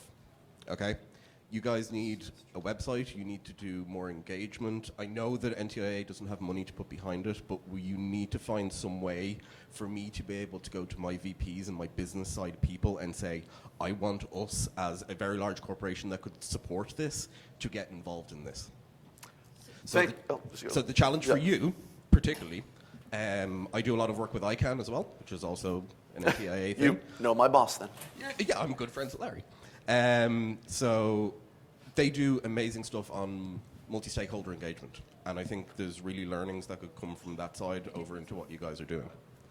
And then just from the community involvement, just looking at the slides and on the feedback and the people that you got, I think we need more people in my position, so more healthcare vendors, more automotive manufacturers, more people that are part of that whole mix of companies that were manufacturing or were healthcare, but we are now technology providers, which I totally agree with. Yeah. We need to work out as a group, how do we get those people involved? And that comes back then to the first thing is, how do we sell this as something, not just as a, this impacts the security and technology people within a company, but this is something that the business needs to work on. And I want to just call out as well, because I didn't get a chance at the I Am the Cavalry thing yesterday. What Suzanne has done with the stuff with the FDA has quite literally revolutionized how security is being spoken about within my industry. Hear, hear. So I have a 30-second anecdote that I want to say. I've Please. spent 10 years in many pharma companies trying to push this discussion that we're having here. 6 weeks ago, I got an email from my Vice President of Reg Affairs and our Director of QA asking me what we were doing in this space. Not the other way around. That's how much it's changed in the last, say, 6 months to a year. So this is where we are now, and I also think that the interactions between these two groups are how we're going to move forward as a security community. And that's really important that we take this and grab it now and set the path for the next, particularly for my industry, we work slowly, the next 10 years. And that's starting now. I really appreciate that. That is fantastic feedback. Thank you. I'm going to let the experts respond, but I'm just going to say that the final step as we draft this process is to say, okay, how do we take the document that has been built with the input of those of you who really know what you're talking about, and how do we get broader adoption? Now, in some cases, we're lucky because we are the Department of Commerce, and because it is a voluntary approach, we can get industry to wave it at their regulators who aren't as friendly as Suzanne. And the Chamber of Commerce, for example, hates regulation, loves this approach. And any advice that you guys have in terms of how we can take this and build it so that it's something that is not just in the tech community, but outside and global, because it is always hard for, especially in the US government, to remember that we are not the entire world. So you know, how do we take this global? Very helpful. But firstly, Suzanne, was your session recorded yesterday? Do you know? It was? So I would just say, for any of you who were not able to catch Suzanne's session, that you should check out the video. It was really, really awesome, and she has done incredible work at the FDA, and they are certainly, to my knowledge, the regulatory body that is most ahead with adopting cybersecurity norms for their vertical, and it is super inspiring to see, honestly. So you should definitely check out her talk. In terms of what you're saying, one of the things that Amanda and I have talked about a fair amount is, at some point, NTIA has to move on. You know, for them to continue forever is not the best use of taxpayers' dollars. And as the example of taxation with no representation, I want Alan to be doing other things. So I think, you know, at some point, there has to be a moment where we decide that this can stand on its own 2 feet without NTIA. And so, you know, something that Amanda and I have talked about is, for adoption, you know, as I said at the beginning when we first started talking about the surveys, our whole thing was about coming up with ways to drive adoption. It wasn't about coming up with surveys. The surveys were a means to an end. And they ended up taking so much time that now we're at this point where we're kind of like, we hope that this doesn't lose momentum. We hope that people don't feel like the surveys were it and it's done. And then they're just like, oh, well, someone else will figure out adoption and move on. Like, this is what it's all for. So now we have to solve that problem. And we have to think about how do the people who are interested in this topic continue to work together. And I agree with you that there needs to be some kind of centralizing point that people can focus on. I think the challenge is when you have shared ownership, how you do that.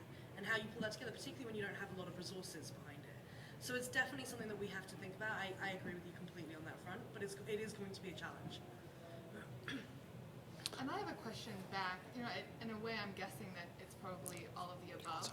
But you mentioned that your VP of Regulatory Affairs is someone who is coming to you, but ideally it would be from a different business perspective coming to you and saying, for our reputation or for the value of our product or so on, we are also concerned and engaged. So my question back is, you know, what is the way to reach that VP? Is it, you know, going and talking about others in your industry, like peers that are doing this well and what they're gaining from it? Is it just more publicity? Like, what are the mechanisms that are going to be meaningful for those VPs? Okay, so 2 points. We're gonna mic you for those watching at home. Thank you. So 2 points from my industry. We are pretty much all year zero companies on this. So we're probably not the best example of that. I will say one thing though. My VP of Regulatory Affairs would not be talking about this if our CEO and board and everything were not asking questions about it. It's just not on her radar. It's just not there. So it is being talked about at that level. And for us, that's because of FDA. But from across the industry, this comes back to, I think we're still in the security researchers and technologists talking about this, and the comms piece that we need to move on, be it when we take ownership of it ourselves, is how are we showing the business value in this? And not in, you know, return on investments or anything else. We need to keep really simple messaging to, you know, C-level people that here's the impact that this will have. And like a company like Microsoft is probably a great example of that it has really been ingrained into company culture. And, you know, you guys probably have experiences from 10, 15 years ago of when you started that process and how you sold that. And that's something that we need to then take over and say, okay, this community thing that started with the NTIA but is now evolving into a community-based set of resources or working group that's going on. How do you sell that to your company? How do I, as a security person within a large corporation, say, no longer do I want to try and get involved in this as just me. I want my company to support this. I want my company to send me to the meetings. I want them to put 10, 15% of my time to that. And to that, I have to sell a business case for it, not a technologist's case. And that's the messaging that would need to change. The work can stay the same, but the messaging would have to tweak a little. I'll throw in real quickly, since the car guy's not around. In the U.S., DOT and NHTSA there's signs of progress there as well, and not as far along, I'd say, as the FDA, if I had to somehow measure them, but there's some, you know, the vehicle safety regulators are looking into it in the U.S., so that's a good sign as well. So. And I will also add that, you know, Art has been doing this for a very long time, and if we are busy at the Department of Commerce on cybersecurity, CERT is really busy right now, and the fact that they're engaging in this, I think, is, for me, a signal that says that, at very least, they want to make sure that we don't ruin it, but I think that it's going to be something that they can then take to the broader community together with, you know, organizations like the Chamber of Commerce, and we're also talking to, you know, the auto trade groups who like to communicate and be able to speak as one voice to their regulator to say, hey, we're moving forward on this, so think about what we're already doing before you go and impose something that may be quite dangerous, because early discussion that we saw coming out of the auto sector, you know, there was never anything very official, but there were some signs that said that they were proposing, you know, treating security flaws the same way you treat some of the existing safety flaws, which are huge events for a company. And they make a company not want to learn about it and not want to affirmatively engage. There was at least one there. Oh. So there was discussion about the disagreement between the industry on when you report something to the vendor or company and then when you disclose it. And we've seen a lot of back and forth between Google and Microsoft on this very matter. So Google has that policy of you have exactly 90 days, and then Microsoft has the policy of we only patch on Patch Tuesdays.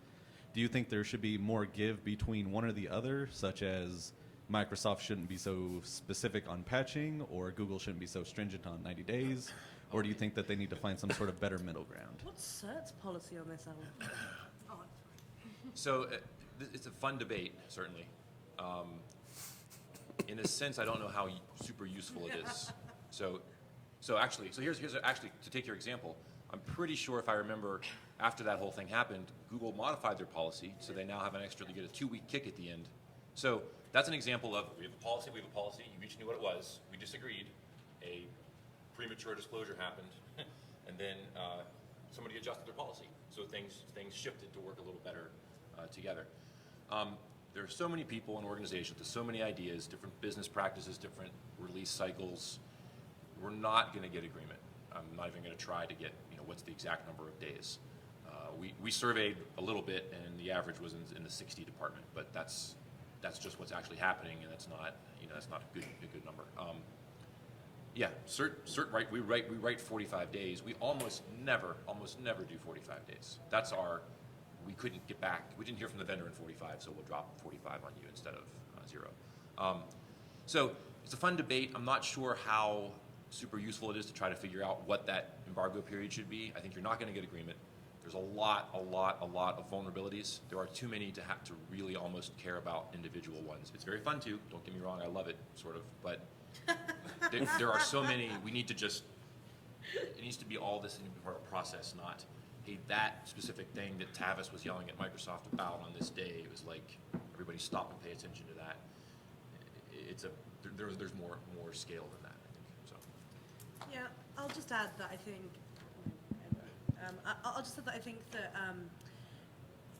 the reality is that a disclosure is a collaboration.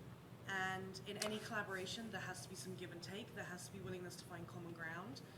And so that works provided that both sides are collaborating, right?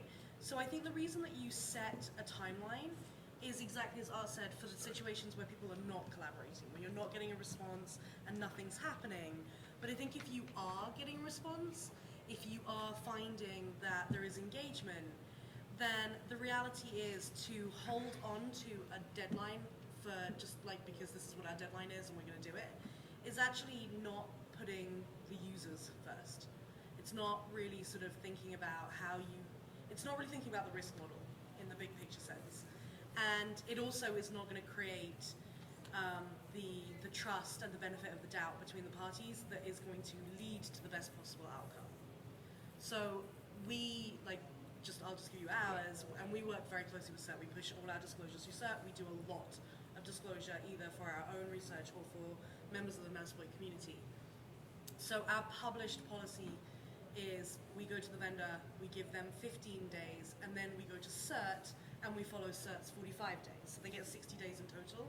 But what typically happens is if there is engagement, then we talk to CERT, we talk to the vendor, and we agree on a timeline that makes sense. And it's normally less than 90 days, depending on the sector and how complex it is. But we are all agreed that we'll be flexible, because at the end of the day, that's the best thing for the users, and that's what we care about. So would you say the complication in that? Would you say the specific complication there was just then Google and Microsoft not collaborating well together? Yeah, absolutely, 100%. It was two big companies not willing to bow to each other. Sorry. And I think Yeah, right. Yeah. If you start with the framing that we all care about.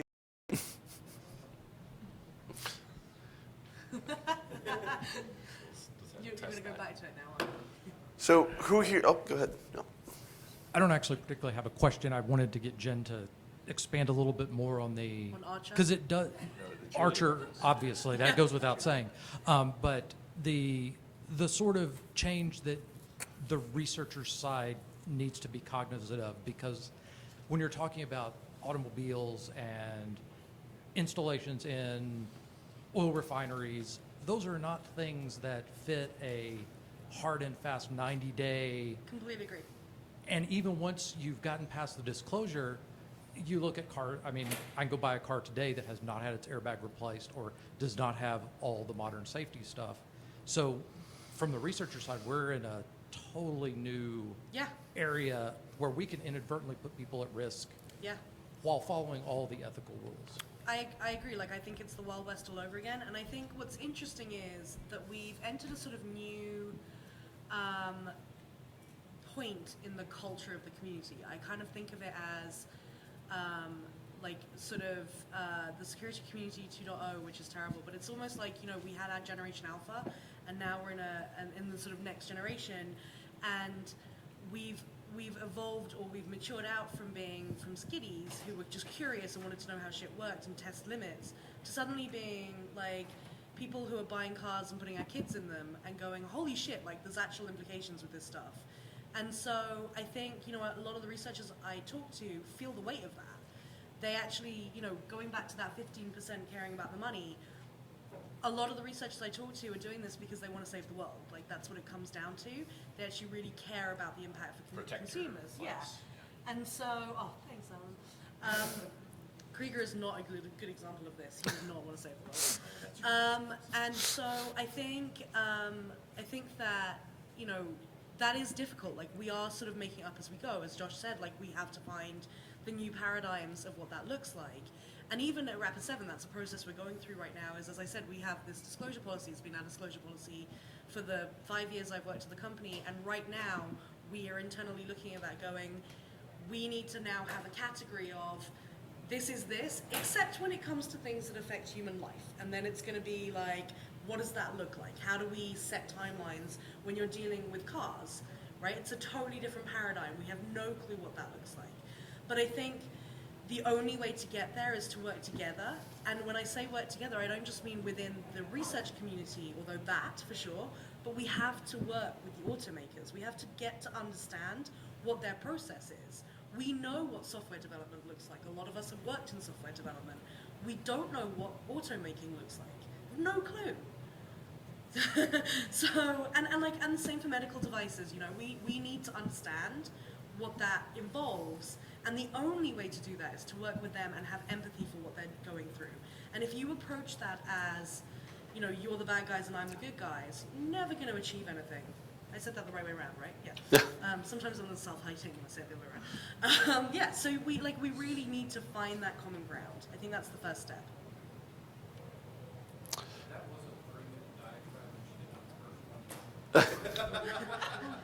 Do I get an award for that? So one thing that Art did not mention that some of the smart people in his group have been thinking about is there will be instances when you will disagree on how to handle things. And that still doesn't mean that it goes back to the Wild West and we should have anarchy. There still are some things that we can do to still have good practice in that case. Or can I put you on the spot to share some of the thoughts that you guys have had? So this is disagreement. The agree to disagree. How do you make that constructive? Well, you may not. I mean, it may come down to not agree. I mean, simply not agreeing. So the Google Microsoft example. Google win, right? That happens. Sometimes one of the parties involved holds their ground, is tired of waiting, puts different value on the impact of the vulnerability or the safety impact or whatever it might be.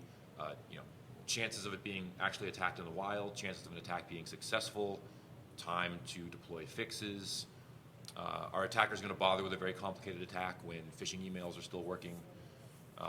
What kind of attacker are you looking at? Broad, opportunistic attackers or nation-state targeted attacks? People have different opinions on all of those things, and that can come down to how bad they think something is, which causes them to say, it's fine to disclose now or it must wait. To some extent, the dumb answer is you have to accept you're going to lose out sometimes. Your opinion's not going to carry the day, and be able to deal with that.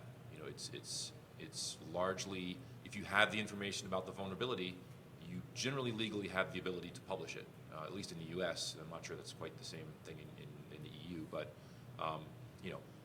publishing details of a bug is free speech in the U.S. Attacking someone with it is not, is typically illegal. So I don't know what to say really, except, I mean, I'm trying to think of our cases. We accept that we will ask people, and we will ask nicely and repeatedly and make good arguments to do certain things, delay or extend or hurry up and publish or hurry up and get your fix out. And we try to not surprise people. You know, if we're gonna be the ones pulling the trigger, we will say, look, we're publishing in 24 hours. You know, we're not done negotiating. That's going to be our date. So you can not surprise people, and you can accept that you're not going to win the negotiation every time. You can negotiate, of course, and try to achieve consensus. I don't know that I've got any magic. It was the not surprising and the trying to negotiate with the things that I was sorry about that. Yeah. No, Jim will have to take notes for me now. Along the lines of how to speed adoption or make it more companies adopt, especially those companies outside of the technology industry, you need to actually take a step back and take one of those companies and have them look at this. This is terrifying to them. They've been making, widgets for all of these years, and all of a sudden you've got a bunch of crazy black hatters running at them, regulation coming everywhere, and actually making them understand that the security research community, we're not coming to get them. And obviously, as your survey shows, we're really not coming to get them. We're really trying to make a better world. They're seeing the guy hacking an airplane. They're seeing, these crazy people, trying to free the world's information. They think we're all making them inline understand. skates and saying hack the planet. Yeah, making them understand that this room, this is actually who's out there trying to help them, not hurt them. Yeah. Thank you, any media story with the picture of the scary-looking. Right. It's gone past Twitter. I think I saw a mask recently. Yeah, I mean, how many people type wearing a balaclava? I always do. I actually can't see the keyboard properly without one. So. I think that there's fear on both sides, and the problem is fear makes people behave in irrational and defensive and awful ways. Suffering something. Right. And it also makes them stop lying. Right, and empathy just completely breaks down. I agree. So who thought that what we said today was fairly common sense? So that's actually, this is rewarding, because I think that it means that this is not a contentious issue. Who has worked with a vendor before to actually say, hey, I found something? Got a couple hands. Has anyone been on the receiving side?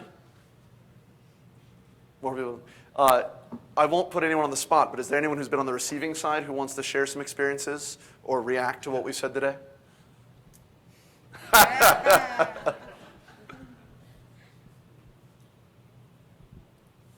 Yes, and it's hard without a process.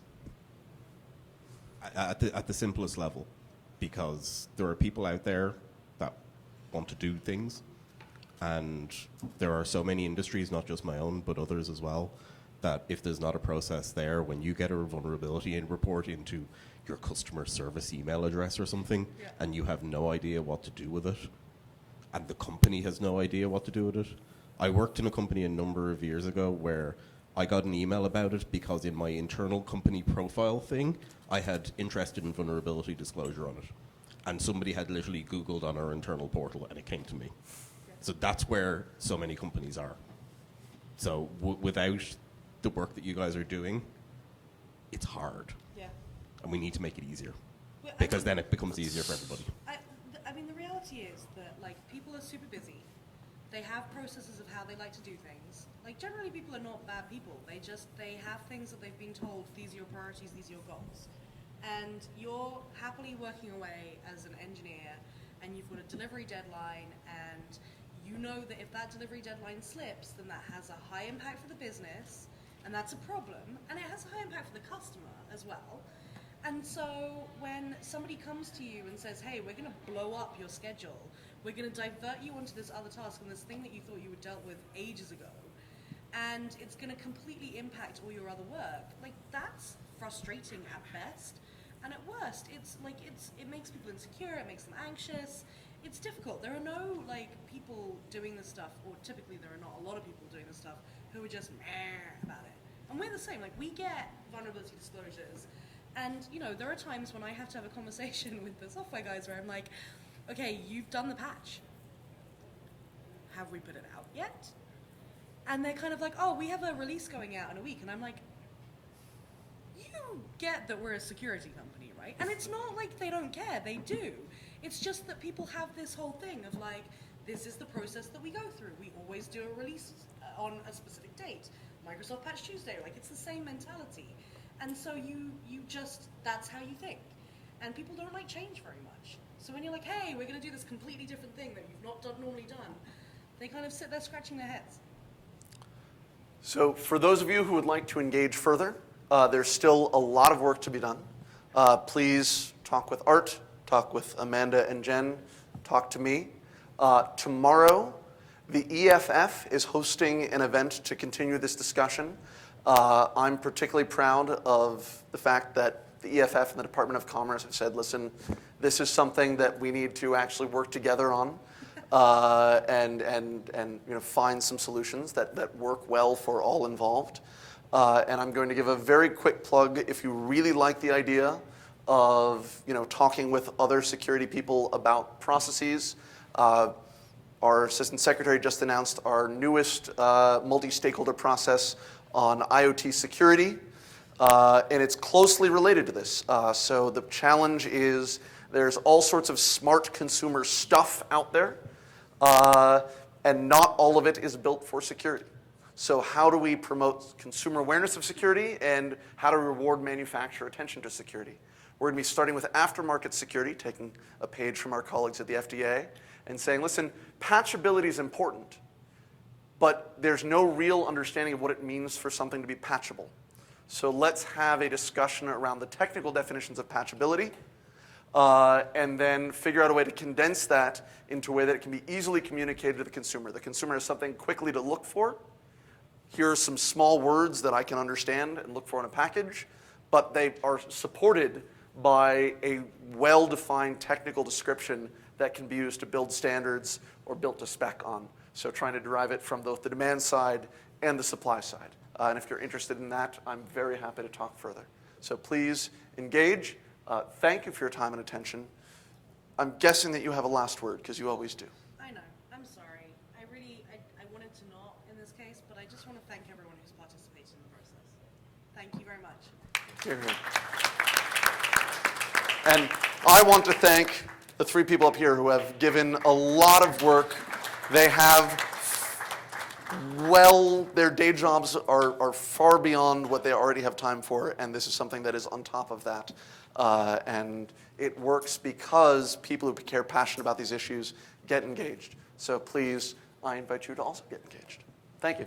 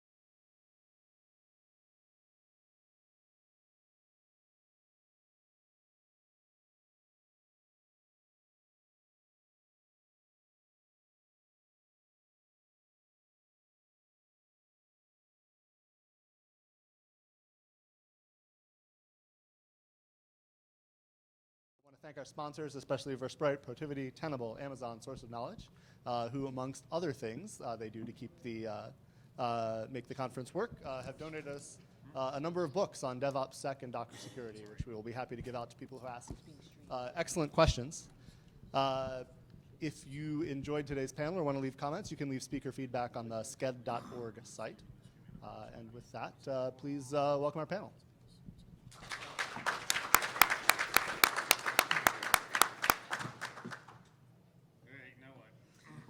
This is exactly how B-Sides started. Okay. You want me to right,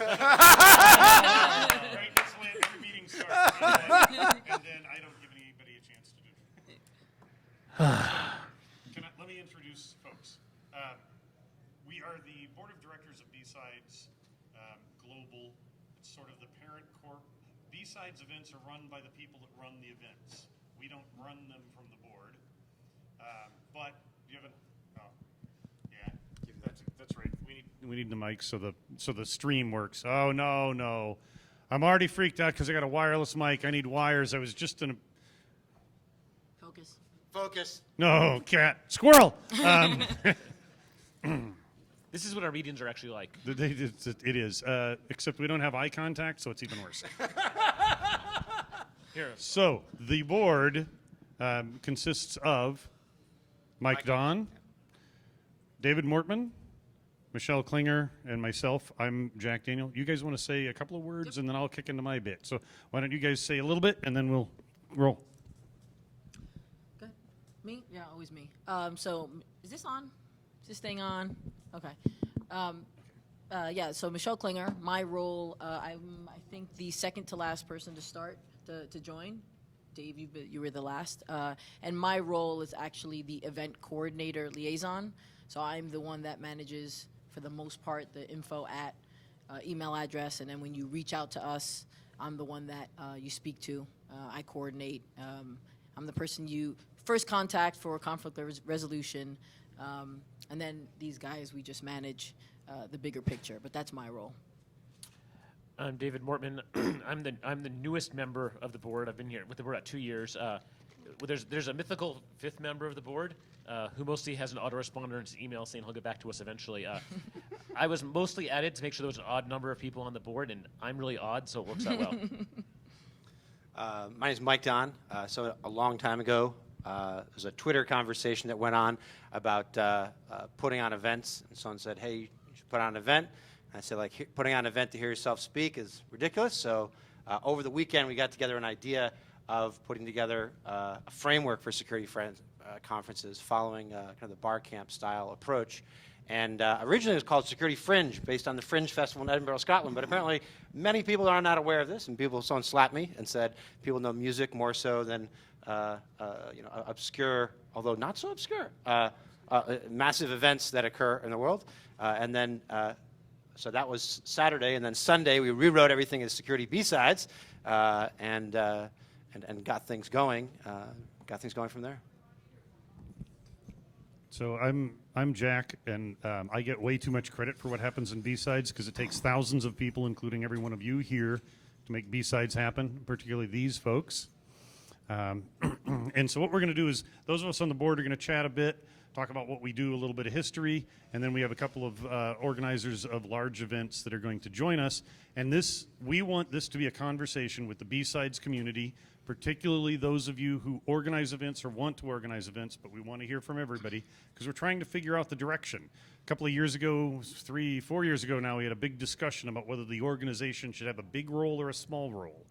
And the decision was largely small role, but dealing with some things, and we'll talk about that. But let's start out with Banshee Genevieve Southwick will be hopping up later, as will Thomas Fisher. Thomas runs B-Sides London, which is not small, and Banshee sort of runs this giant, not sort of. Banshee does an awesome job. That's why we're here, because she makes BSidesLV happen, along with Kelly and 200 other people. So past, present, future. You are here. He could help himself. So I have a question. How do we go from this? Was anybody else at the first event? You were. So the 303 crew, led by Chris Nickerson, rented a house of like 6 miles that way. And the air conditioning didn't work so well, and so we ended up taping garbage bags over the windows and doors to control heat, and putting stand-up air conditioning things. And then we pulled this off. We had some great content and conversation. Some amazing things happened. And one of the keys was this chill-out space, also known as the kitchen and living room. And some great panels. The first one was not without incident. The squirrel is too long a story to tell sober, but we actually had a fire and we did almost burn down. We left one person in the house. The last thing that was said is, just don't burn the house down. It took about a full day to get the smoke out. Turns out, if you have a big spool of electrical stuff with power for something like an air conditioner running through it, you shouldn't take a door off, a heavy wooden door, set it on top of it to compress the field down, and then let the door burst into flames. Turns out that's bad. So anyway. Whoa. At least not intentionally. So this is us. This is event number 271 globally since July of 2009. Today is event 272 is happening in Prince Edward Island in the Canadian Maritimes. They didn't think that people were, if they were still in there. Anyway, 272 events. As of today, B-Sides events have been held in 94 unique cities in 25 countries on every continent except Antarctica. The growth rate is amazing. The first year there were like 5 or 6. In 2014, there were 60 events globally. Last year, we closed out at 62. Bare minimum of 64 this year, but as a lot of them stand up quickly, I wouldn't be surprised if we hit 70 events this year. There will be at least 12 new B-Sides cities in 2016. The green dots are cities that haven't held events before. A couple of these are very recent because I did this and then drove here. Tel Aviv, Athens, Kiev, this is an older screenshot, Cusco, Peru, Medellin, and a handful. But that's, something happened. As I say to my, Yeah, Belfast is not on there. Yeah, this is an older screenshot, sorry. To give you an idea, this is like a 5-week-old screenshot to give you an idea of the rate of change. So the global organization, the mothership, who we are and what we do. So I'll start with what I do, which is I kind of play backstop to Michelle. She does the bulk of it, and she's the one you want to talk to. You need to keep her in the loop if you're running an event, even if it's your 5th or 6th year. Give Michelle a heads up, dates and things, and between us, we make sure that that we add it, to the Google Calendar, and she keeps the front page of the wiki up so that people know where to find things. We do coaching and mentoring. I'll let Michelle talk about that because she's amazing at that. And then we do conflict resolution. Big C. And the conflict resolution varies dramatically. Sometimes it's just helping people figure out how to do a transition. Sometimes, I don't know if you've noticed this, but sometimes there are people in the hacker community who are kind of interesting to work with. And every now and then, little bits of drama happen. We're trying. Well, it is on tape. So I was going to be more graphic in my description, but so stuff happens, and sometimes these conflicts are, two people that want to run an event in a town and are, a community, and one sort of drags their feet, and the other one's gung ho, or they have differing opinions. Sometimes it's a transition. Sometimes it's we started out as a bit of a bratty startup thing and thumbed our nose at global corporations that happen to run other events that might be happening down the street, and at a few other conferences. And we've got fantastic working relationships after Mike and I and others. I landed that with a lot of other conferences. So, we've done things like work with ShmooCon to make sure we don't damage other community conferences. We encourage people to work with them. We bridge the gap with RSA. We bridge the gap with InfoSec Europe. We have connected with other things. We bridged the gap and worked well with Black Hat trainings. And we've gone from a hostile relationship with Black Hat and UBM to they're still not cool with the fact that you can get what you can get here for free or very low cost if you're a donor. And then they do their thing. But they run a fantastic event, and it has its place. And people that think it's failed are not good at math, because when you get 14,000, when you get 12,000 people one year and 14,000 the next year, and I haven't, that's not failure. Growth at that rate is not failure. So it's a great event. It's not for everyone. And we have a truce with them, basically. I would like it to be a better relationship, but they're making money. It's cool. So we put out fires. Some of them are big and some are little. And what else? Yeah. So there are a couple of resources we have. Currently, there are only 2 events that use the kit. Sophos has donated tens of thousands of dollars worth of networking gear over the years. The equipment that you see around here is all Sophos wireless access points, Sophos gateway controllers that do the wireless and firewall, and they also do QoS and little application identification. We don't block anything outbound except SMTP. If you because believe it or not, yes, people have spam bots on their laptops still, so we just do that to be nice. But I warehouse that equipment and transport it. Currently, BSides DC and Vegas are the only ones that use it, so of course they're 3,000 miles apart, and Jack has to drive them back and forth and back and forth. But I'm okay with that. And I'm going to shut up now, believe it or not. Somebody else say something. Okay. All right. So, before everybody showed up, I asked a question. I didn't think this many people would show up. Because who cares, right? What do we do? You throw an event, you show up, it's fine. So I'm actually glad to see a lot of people, and I wanted to know why you guys wanted to be here. And so it was some of you are coordinators, and some of you are thinking about throwing an event. So here's a couple of things that I do when somebody steps up and expresses interest in throwing an event. So this is going to be a level set. So all coordinators have been told this, with the exception of 1 or 2 that may fall through the cracks and go directly to Jack and bypass the governance process. But so here's where everyone is supposed to begin. And then events tend to customize their own. They may do things a little differently. But here's what happens. You send an email to me and you say, I want to have an event. I get together with you for an hour call, and I go through, depending on how much experience you've had with throwing an event, I'll get into specifics about event planning, or I'll just go high level. And it's really the do's and don'ts for B-Sides, expectations from you as the coordinator, from us as the mothership, and if you have any questions. And so the topics that we usually go through are picking a venue, guidelines around that, picking a date, because there are guidelines around that. You don't want to step on somebody within a certain geographic area. Another thing that we conflict resolute often is putting 2 groups together, saying, figure it out. You gotta care for each other.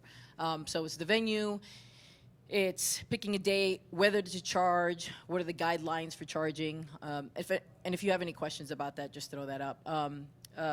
Guidelines for CFP, guidelines for getting sponsors. Talk about budget a little bit, what's your sponsorship kit, the different options people have used, what else, and collecting the money. Right? That's usually about 50% of the reasons why events don't actually happen, is because the collection of money is the hardest part. And so you step up, say you want to throw an event, I check to make sure nobody else has expressed interest. If they have, I'll put those people together and say, go have a talk, maybe help them out. So it is kind of a first come, first serve basis. So whoever's expressed interest, they're kind of like the lead. And if somebody else expresses interest and that lead decides for whatever reason life gets in the way, they don't throw the event, then that person kind of takes over. So those are the topics, so we're all on the same page. Now, here are the do's and don'ts. First, don't. First, must have.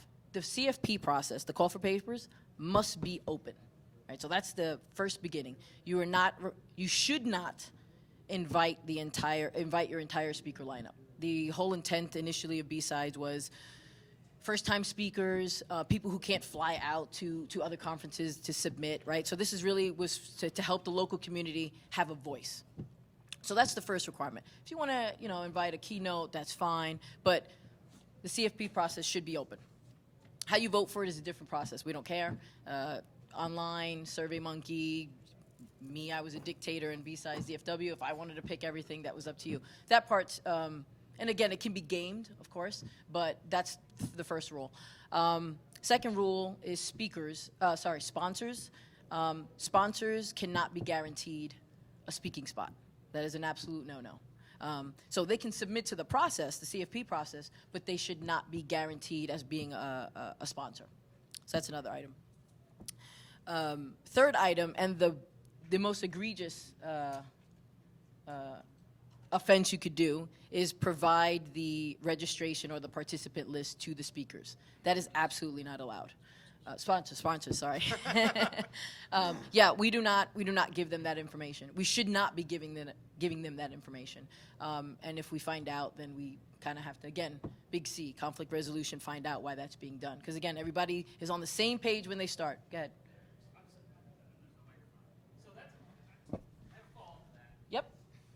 Yeah, this is an open conversation, by the way. But I'm not preaching to you, so if this derails to do something else, let's do that. So I'm an organizer with B-Sides Rochester, and we ran into that exact problem where we had a sponsor like, well, we want your list, and we're like, well, no. But then we had this kind of big internal conversation like, what if they voluntarily wanted to give it? And we'd let the sponsor know that, right? Is that acceptable under your terms? Opting in.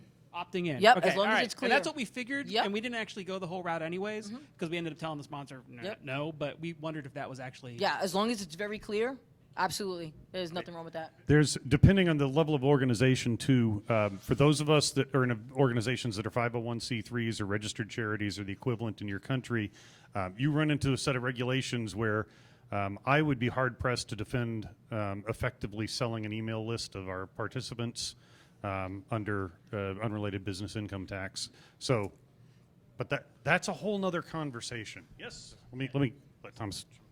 So, I've had that discussion with sponsors a number of times. I have a bigger problem is if I give out the list without permission from the participants, I could actually go to jail and get fined. So if I go back to the sponsor problem, right? What I explain to the sponsors is that that's the whole point. Is you're coming, you're going to be setting up. Maybe, you'll have your table. It's like, talk to the people. The people will come and talk to you if you present yourself correctly and you ask them, and you can get their names and email addresses that way. It's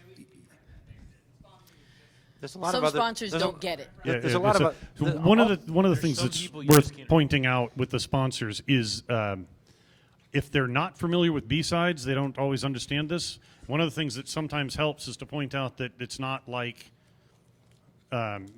some of the commercial conferences, where as a sponsor or vendor, all they want is your money. They don't care. You can't go to the talks, you can't go to the parties, you can't do anything, right? Just give us money, stand in your booth until your feet ache, and then keep standing. That's all we want from you. It's like, if you stress, no, you're part of the community. We want you to submit talks, but probably ought to have your engineers submit talks. We want you to be engaged in the conversation. If something looks interesting, join, because we want you to be part of the community. And sometimes that makes a difference, and other times it just doesn't get through to them. But yeah. So I help organize LA B-Sides, and and also I do ISA conference. And my experience is that there are two types of people on the sponsor side. There's like the marketing people, and they have their metrics, and their metrics are leads. And somehow they think a name is a lead, which it isn't. It's just a name. But that's their metric, right? And then you have the other people that are really engaged with the community, like the engineers, maybe the sales engineers are really interested in security. They kind of get it. But my experience doing this for the past few years is that the people that are trying to go shake you down to get the contact lists and maybe they'll sponsor, they're not going to be the right fit. They're not going to engage. They're not going to participate. They're going to send people that show up and just are on their phone reading email the whole time. So for me, I just go to another person, that organization that will support me, or just skip them. Because at the end of the day, we don't need a lot of sponsors for a really good con.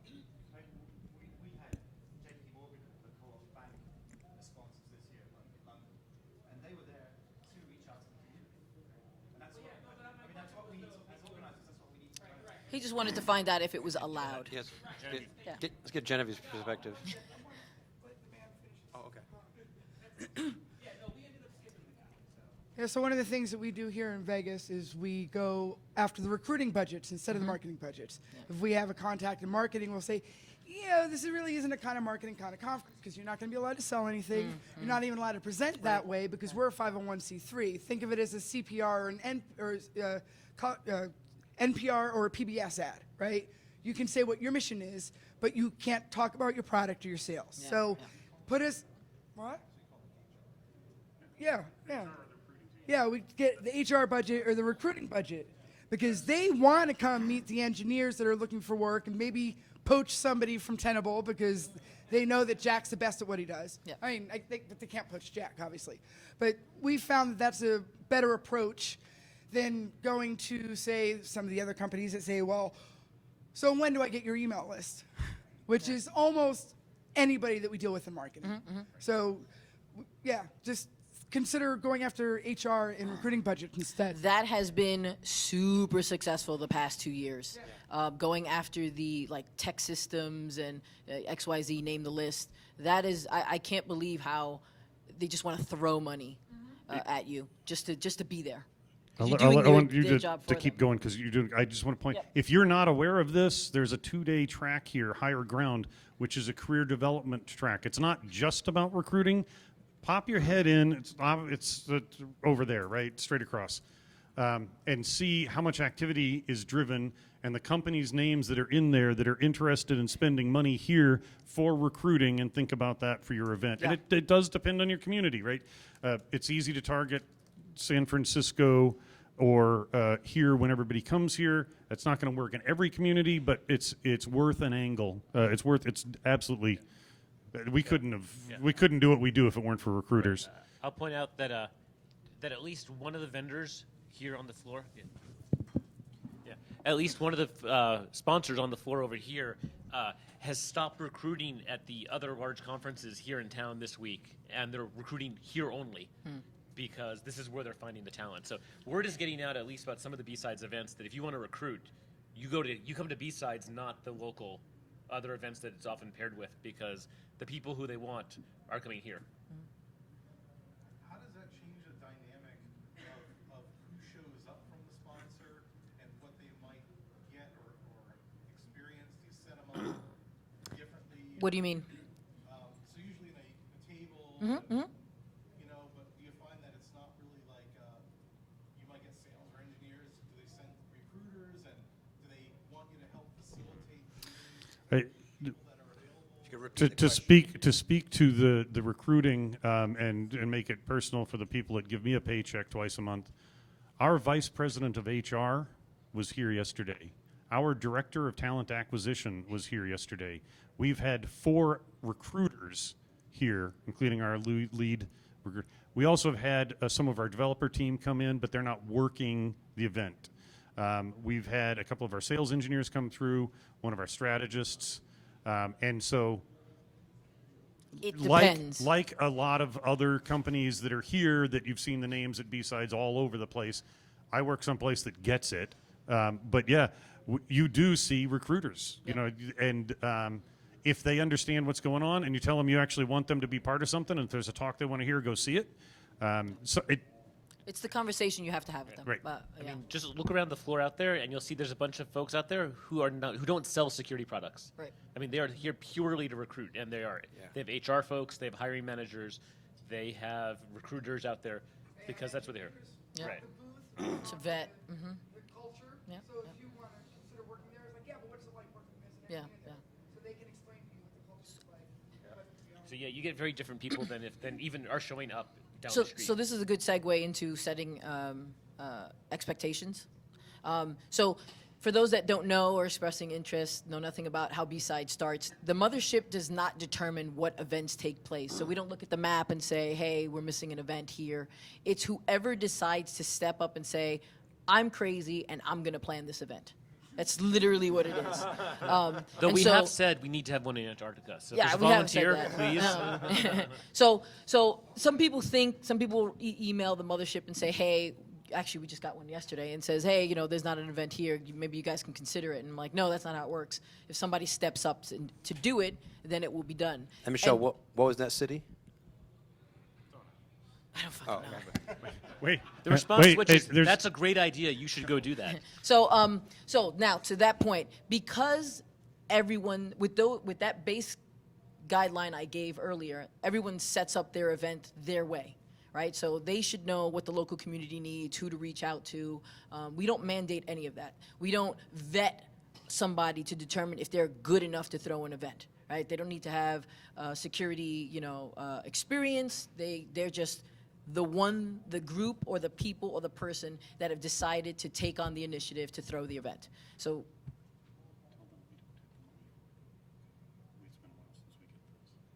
money? Oh. Yeah, the people. Yeah, no, I was going to get to that. So to this point, it depends. So how that whole situation's set up, how do you, what the agreement is with the vendor, that's all dependent on how they do it. Yep, no, yeah. And it also depends on, how big your team is. At DFW, we basically were just a two-man team for several years, and we did everything. So we may not have had the time to, hold the hand of those sponsors, the recruiters, other than tell them there's a shit ton of people here that you can hire, come, and they've done pretty good.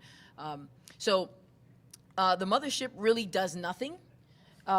We just provide guidance, some collateral when you first come on. I send an email with a slew of links and a huge attachment, and you're off on your own. We don't collect the money either. That's what I alluded to earlier. You have to figure out. I'm saying Royal you have to come up with a way to collect the money.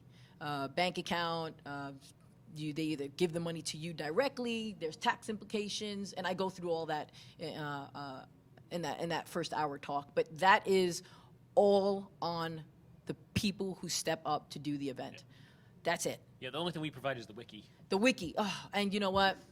The fucking wiki. Burn the wiki down. And then there are people who complain about the wiki because one of the requirements is you have to have a page on the wiki. You don't have to duplicate, if you create your own domain, but you have to have one because when that domain goes away, we still use that. Think of the wiki as a way for people who are thinking about sponsoring to look at it and go, wow, look at all these events that have occurred. It's essentially an archive marketing list, right, of B-Sides. So as painful as it is, you have to create a wiki page because that's, but Jack and I, Big C, Conflict, have to address that particular issue. And it needs just some basic information. You would not believe how often, it's not like daily, but every few weeks, somebody reaches out to us and says, I would like to give this event money and I can't figure out how to give them money. All the time. All the time. All the time. Contact information should be at the top. That should be. When, where, Yeah. a couple of sentences at most, a link to your website, and contact information. Yeah. There's a template that you can just fill out. Yeah, it doesn't have to be much, but yes, we continuously have to help people find a way to give organizers money. That's kind of problematic. You should have learned that in your lemonade stand. When somebody wants to give you money, make it easy. So other than that, so people, then I keep a running list of all the events and contact information and run the wiki. And so one of the things and now I'm going to toss it over to Mike, but a lot of the things that have come up, hold on a second, regarding the contact list, this potential agreement that we're thinking about, the wiki, all of these things that come up that seem a little bit boxy or legitimate or actually have our shit together, those come up because we've had to address the conflict. So anything we talk about, perfect example, somebody steps up, says, hey, I want to throw an event. And after a couple of months, if I don't hear from you, I'm going to reach out and say, hey, no pressure. You still planning the event? No, I'm not. Oh, okay, no, but somebody else stepped up. They're interested. But that first person created a ton of accounts, Twitter accounts, domain name, right? Just because they were preparing. Now, okay, it's time to hand those off. They don't belong to you, right? It's the community's argument. That's mine. Those are my accounts. I'm going to do it. I don't want somebody else to do it. And now Jack and I have to mediate that. So one of the things in the conversation that we have is, hey guys, understand that if you choose to no longer do this event, it's not yours. You gotta hand it off. So a lot of the things that we talk about and that Mike's gonna bring up is because we've had to address it. It's been a problem, a lot of infighting, stuff like that, fighting between bordering cities. So we're trying to figure out a way to be small business, small government, but then people are asking us to be big government. And so this is where we're at, and this is kind of why we decided to do this. And so I'll throw it to Mike. I do want to stress, conflicts are actually fairly rare, but we're at 272 events, and we're all volunteers. And so if we get a conflict a month, and some are big and some are little, that's a substantial burden on us. And we try to keep it structured in a way that we don't have community policing in public, because you know what happens when hackers have a public argument? It's not pretty. Yeah, I think that's a really, really important point. So, like when we think, we were talking right before we got started about what B-Sides is, and it really is a community, it's a philosophy, and it's a brand, right? And these have evolved and changed over time. And when we got started, the very first thing we did was we put together a wiki, which we now wish we never did, the kiss of death, right? This terrible, terrible wiki that we're tied to. But we all started with the idea that none of us know how to put on an event. So let's collaboratively add content. Someone says, hey, I know a couple companies that make T-shirts. Hey, I know I've written an event agreement before. Hey, you know, I've copied something from something else I've done somewhere else. And we kind of collaboratively add that together so that the total population of people have a greater set of resources to get started, to the point where now Michelle is kind of coaching people through the process. It's not just her, it's other people as well. And so another thing to consider is, like, what is a B-Sides event? There was a B-Sides event in Gold Coast, Australia, which was people saying, hey, I want to get together for 2 hours at a bar and put something on. And people are like, oh, that's not a B-Sides event. Like, why not, right? And there are other events that have started, and the next year they're like, yeah, no more of this B-Side stuff. We're going to call it something else. We're like, that's great. So what we do is we see the community and the philosophy and the brand evolving. And ultimately, I think we'd like to just continue to see that evolve, right? So the only reason why I think we all got together was because a lot of people started looking and saying, hey, you know, we're looking for guidance or whatever it might be, and we don't even think we provide that guidance. I mean, we would just basically provide, you know, call people up and say, hey, sounds like you two have a problem or something like that. A number of things have come up over the years that really have potentially put B-Sides in a position where it could have burned down altogether as a brand or a philosophy. You know, people saying, hey, I didn't like the way this sponsor treated me, so I'm going to go out and publicly out them, and then maybe they never want to contribute to other events again, right? There's a ton of things that have occurred. So one of the things that we want to raise as a possibility is that maybe B-Sides as a philosophy and a brand has outgrown, you know, the org from this perspective, right? And maybe, you know, it becomes the community that handles conflict mitigation, and it becomes the community that addresses and triages issues that arise, and becomes the community that addresses these types of things. And we just continue to add that shared set of knowledge to the wiki, that if we're looking at something like a sponsorship kit, it's just as much as important as maybe an event agreement, as just as important as something else that someone might contribute. So we want to start that conversation going about how the organization kind of continues beyond a set of people. That being said, there's implications of that, and I think Jack keyed off to one of them, right? If Michelle wins the lotto and goes off to Tahiti, you know, who's going to be calling the events to help walk them through these things? I think it can be the community, but I think what we need is, for that to occur, we really need people to stand up and say, I'm going to help out in these different areas. And that's occurred considerably in the past. So we're going to kind of start that conversation going and look for anyone that has thoughts or ideas. So if anyone does, you know, we're looking for you to raise your hand and contribute ideas, because that's how the whole philosophy of B-Sides continues. Yeah, I mean, I would say that the conflict resolution piece really falls into two large categories. One is just, what's the wisdom? Like, what have you learned from having other organizations, other conferences that you've helped organize? Like the question about how do we communicate well with sponsors to understand about sharing, attendee lists. Like, this is a known problem space. We've dealt with it before. We can help out. The other one is really being, and this is where I tend to have most of my involvement these days, is as being the four of us being somewhere between disinterested and uninterested parties in the conflict at all. There have been a couple instances where there was two different groups in the same city who are fighting over who gets to put on the event, neither of whom necessarily were making any progress. We don't care. I don't care who you are. All I care about is, it's really playing dad. I have a 6-year-old and a 14-year-old. And half of the conflict resolution is just saying, really? Talk it out. Yes, there's a lot of times when we get pulled into the big ones, it's the lack of adulting. There's a lot of ego, unfortunately. That's a shock. In this crowd? Yeah, there's a lot of there's something that happens when one becomes a coordinator. I manage my team really good with lots of weaponry, but what happens? There's a power that gets bestowed on someone. They feel this influx of power, and internally it starts to fracture.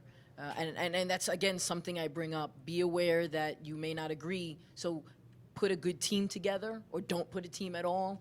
And so we're at the point where we're all volunteers. We all have personal lives. We're all burnt out.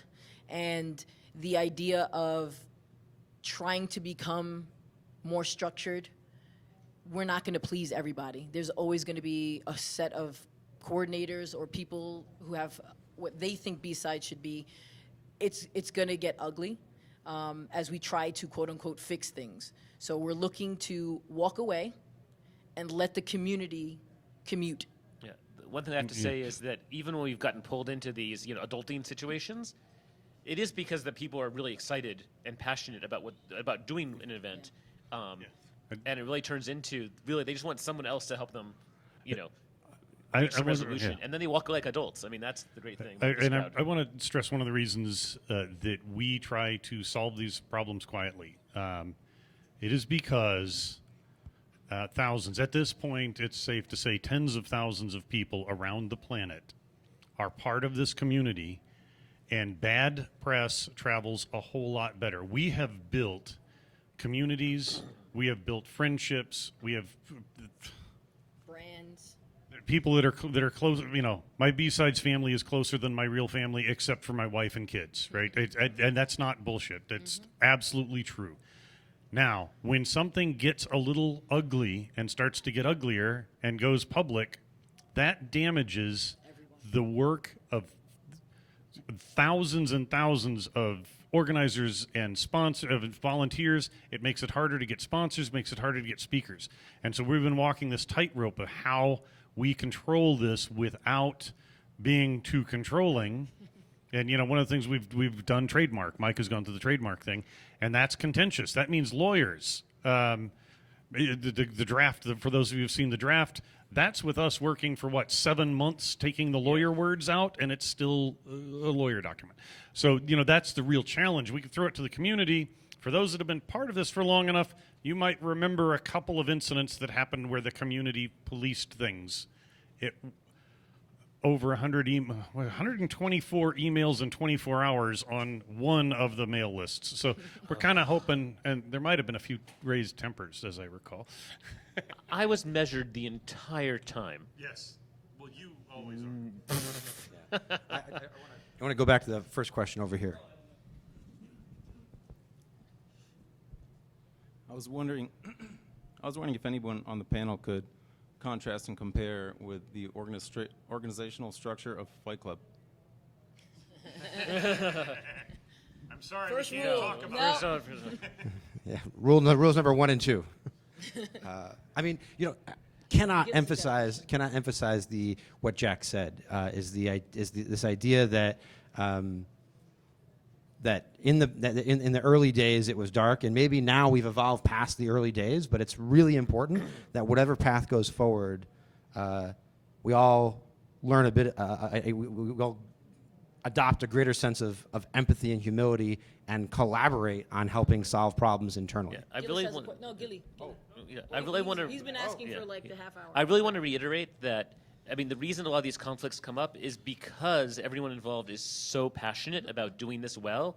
And one of the things that I've learned over the years with various organizations is that it matters so much because there's literally so little actually at stake, which is another reason to keep the conflicts on the quieter side, because in the end, inevitably all the parties walk away, maybe not happy, but at least accepting of the situation, and then they may come back 2 months later and work together really well. We don't want to exacerbate any problems or broadcast those unnecessarily. Yeah, good. All right, so I have 2 questions. One is you mentioned mediating same city conflicts. Yep. What are kind of the guidelines around, or what loose rules do you use for same city? Is it based on like demographics, or is it based on? You're talking about geography, or when someone wants to throw up a city of a B-sides event in X city? Yeah. Okay. So and Yep. maybe someone else wants to run Like a neighborhood, like a county next door. Yeah. There is actually a guideline for this, which is I give in the first. So there's two pieces to that. There's one, starting a B-sides and picking a city. After you reach out to me, I'll see if somebody's already expressed interest, and then if it's in a state that has a city, find out how close they are.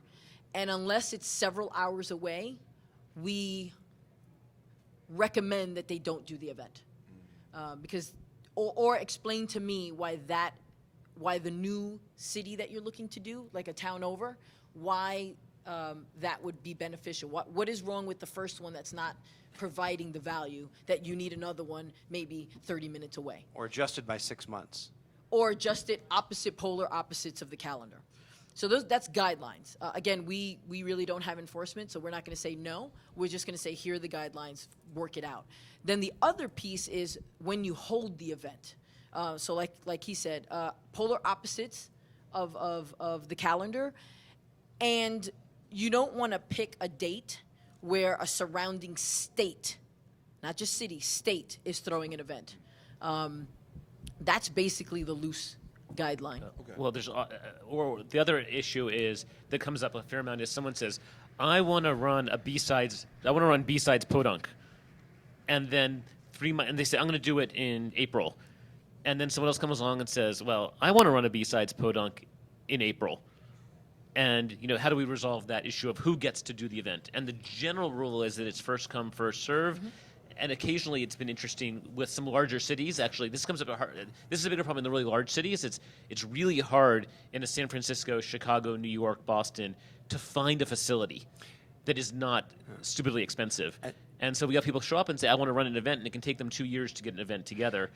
And then someone else comes along a year later, or in some cases 5 years. I just want to bring it to scale for a second, because we're talking about cities, but there are also individuals that step forth that say, I want to run B-sides state and B-sides country, right?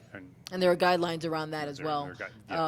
We are, in the beginning, we really didn't think about it, right, because it was small. But now, because so many are standing up, we tell people, don't do country, don't do state.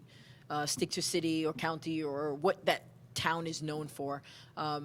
Because if somebody else wants to do something in that country or that state, well, you just taken the name, and now they're kind of lost in an umbrella. So that's another guideline that we give. No, I think we'd make an exception for B-sides Antarctica. Let them have the continent.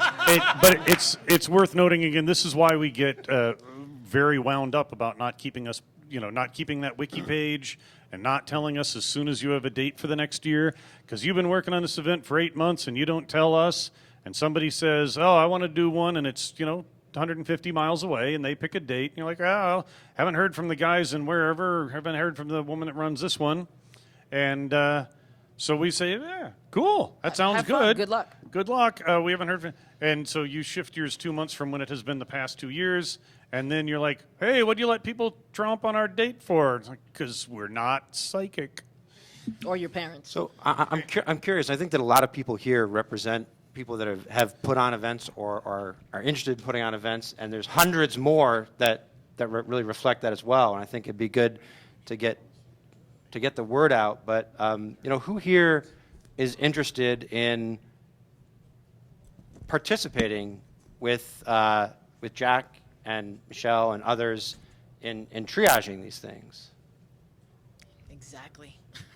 Because when you raise your hand, we are going to mark you for death. And so you had a question, yes? So make sure that you come up afterwards. I think this is critically important because in order for the community to support itself, we need many, many, many more people like that. Okay. Okay. All right, let me stress this. This is the beginning of a conversation. We would like, for those of you who are organizers, to join us in the Google group, mail list, continue the conversation there. If you'd like, we can do some of it in the larger thing, and email us, and we'll continue the conversation in whatever form factor. I move that we actually set this up in Peer List and take the conversation online. info@securitybsides.com. What? I think it was lame, but no, I was joking. It's right. On the slide. And it's .org. Oh, well, it also works at .com, or at least the website does. Yeah. Website does, we the all mail both. doesn't. Oh, mail doesn't? Okay. Does it? Beats me. Go ahead. Last Yes. question, and then you Cla- can speak. Yes, Klaus. One idea. At NICAP, the arsenal makes a lot of sense to me. You were also asking for ideas that BSides could do. Startups in the security community have a hard time. The established companies have large budgets. I think, I'm not saying you should do it, but I think you should consider allowing the startups the presence to talk about what they want to do. That's sales. We can't do that here. We're a 501c3. Maybe other B-sides can if they're not under a 501c3, but we cannot. That would be really well. I'm assuming you're speaking of this B-sides here. I can't speak to other B-sides. We don't have the room for that here. So what we do for that in London is we actually have what we call a community space, and we have tables, and we consider startups like that are trying to kick off as a community partner, and they get a table and they can sit and do what they want. Well, we try to avoid doing product sales, same thing, but they get to show their brand and explain who they are, right? It depends. It's like she said. It really depends on where you are and what you can do. But if you offer it as like, well, you're coming in as a partner, and you can do that, and you can get the people in. For us, it works. I can tell you that for a lot of smaller events, the BSides Las Vegas is stratospherically larger than any other event, but the budget for a lot of these events is like $500, $1,500. Like it's for all in of all their sponsors. I think. So, not probably what you were expecting this talk to be. No real future defined other than us walking away. If this were your baby, what would you want to do with it? Because it is your baby. Yep. That's what we're going to do. That's where we're trying to go. Wolfman? Oh. It's so, and there are two things that I say to Michael that I've said to Mike since the beginning. All right, since after I've said over and over, hey Mike, I think we might be onto something. But the other one, if you have sensitive ears, cover them up. The chant that I have had since before the first event is "Don't fuck it up." I'm going to go back to your point, Klaus, about the arsenal. You think that's a good idea? Yeah? Do it. If you think it's a good idea, do it. Yep. Bring it in. Make it happen. This is a duocracy. Anybody suggest anything to me about, oh, we think you should be great, you should have a CFP or a CTF. Great, you can run our CTF. Oh, we think it would be great if you had a lockpicking village. Great, you can run a lockpicking village. If you don't want to step up and run the lockpicking village, don't tell me you think it's be a good idea. Step up and do it. Right? And that's the way B-Sides works. So that's kind of what the future is going to look like as we start pulling away. I'd be interested to hear of concerns, fears. No, please don't. How dare you? So I have a concern. Yep. And I've seen this before. Like, the Belfast guys reached out to me, asked me, like, can you give us some suggestions and things like that? But they were at London and said, give us a hand. Sure. They never reached out afterwards, and that's a fear that you come over. It's like if you're going to do it, reach out to the community and talk to the community, right? That B-side, that group, that Google group, because if we don't do it, we're basically doing it in our own little corner, and you've lost that outreach and you've lost that experience, that pool of experience that you can get from the rest of us. So it's really important to actually participate in that discussion group, because if you don't, you're doing it by yourself, and you're probably reinventing the wheel for a lot of things. So it's really important that you try to reach out and keep that community discussion. There was a question in the back there. Yes, Janice. Hello, some of you might know me. I run B-Sides Delaware. I named it before we decided not to do the state thing. It's a small state. It's okay. There's 3 counties in the state. I would love it if somebody else wanted to run one in Dover, which is the only other city that anybody cares about. When there are conflicts where people cannot adult effectively that may risk brand damage, with your stepping back, how might you recommend they be resolved to avoid brand damage? Excellent question. Don't know. We don't know. Yes. I'll tell you That's an what's excellent not a question. sustainable model is counting on us to do it. Michelle is everyone here has a life and real jobs except me, and I work at a company that gives me a stunning amount of indulgence, and that's the only reason that Michelle has given up a stunning amount of time. We haven't even gone into the millions of hours it took Mike to correct an accounting error that a CPA made for us that set us back years on our 501c3, relying on us people having the spare time. Now, that's not to say that I'm not going to jump in and try to adult. But listen, if you people, I know I'm old, but if you look to me to be the responsible adult in the room all the time, you're in trouble, right? It's Hacker Summer Camp. I have gotten 10 hours of sleep since Friday night. So I can adult when I have to, especially if it lets friends have fun, but we need more people stepping in. To your point, I think the realization is going to have to be made. Everyone's going to have to understand that it may Mad Max it out there. It may become post-apocalyptic, and B-Sides may burn. And then from there rises a new Falcon. Phoenix. Oh, fuck. All F's. No, I think that's a really important point, though, is that we Stop. All right. That's our time. We'll be right out there if you want to have more conversations.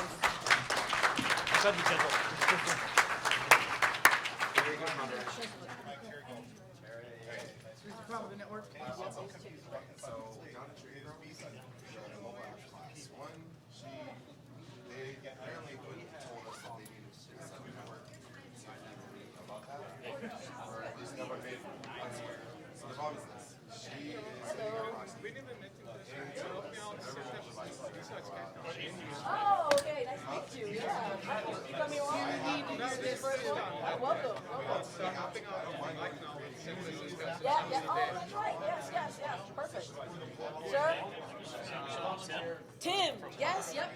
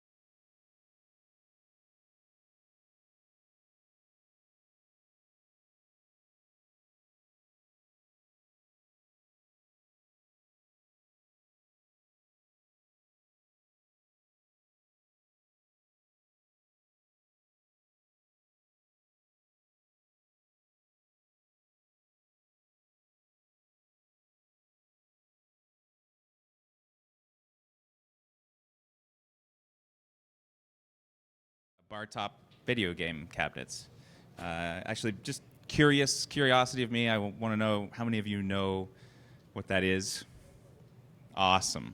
Awesome. I guess you probably wouldn't be here otherwise. Favorite game, erotic photo hunt, everyone? Yeah, okay, good. So just a little background about me. I'm an offensive security consultant by day. I work as a contractor now. My favorite things to work on there are probably NetPen and physical penetration tests. My last job is with Accuvant Labs, but now I'm indie. So if you want to hire me, let me know. In my spare time, I love to hack hardware. I found it very fun and rewarding to learn about how these things work under the hood. Last year I did a presentation at Black Hat about the BLE key, which is a device that my co-creator and I created to interface Bluetooth Low Energy with Weekend, which is the access control protocol used to let people into most commercial buildings nowadays and office spaces. And basically with that device, you can use your cell phone to open doors and get the data needed to clone cards. So I found, and I mentioned that because that's also technology that's from like the Apollo moon landing era. And these MegaTouch bar units are not that old. I will switch out my mic, one sec.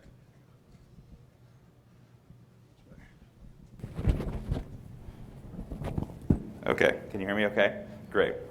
But they are from around 1997.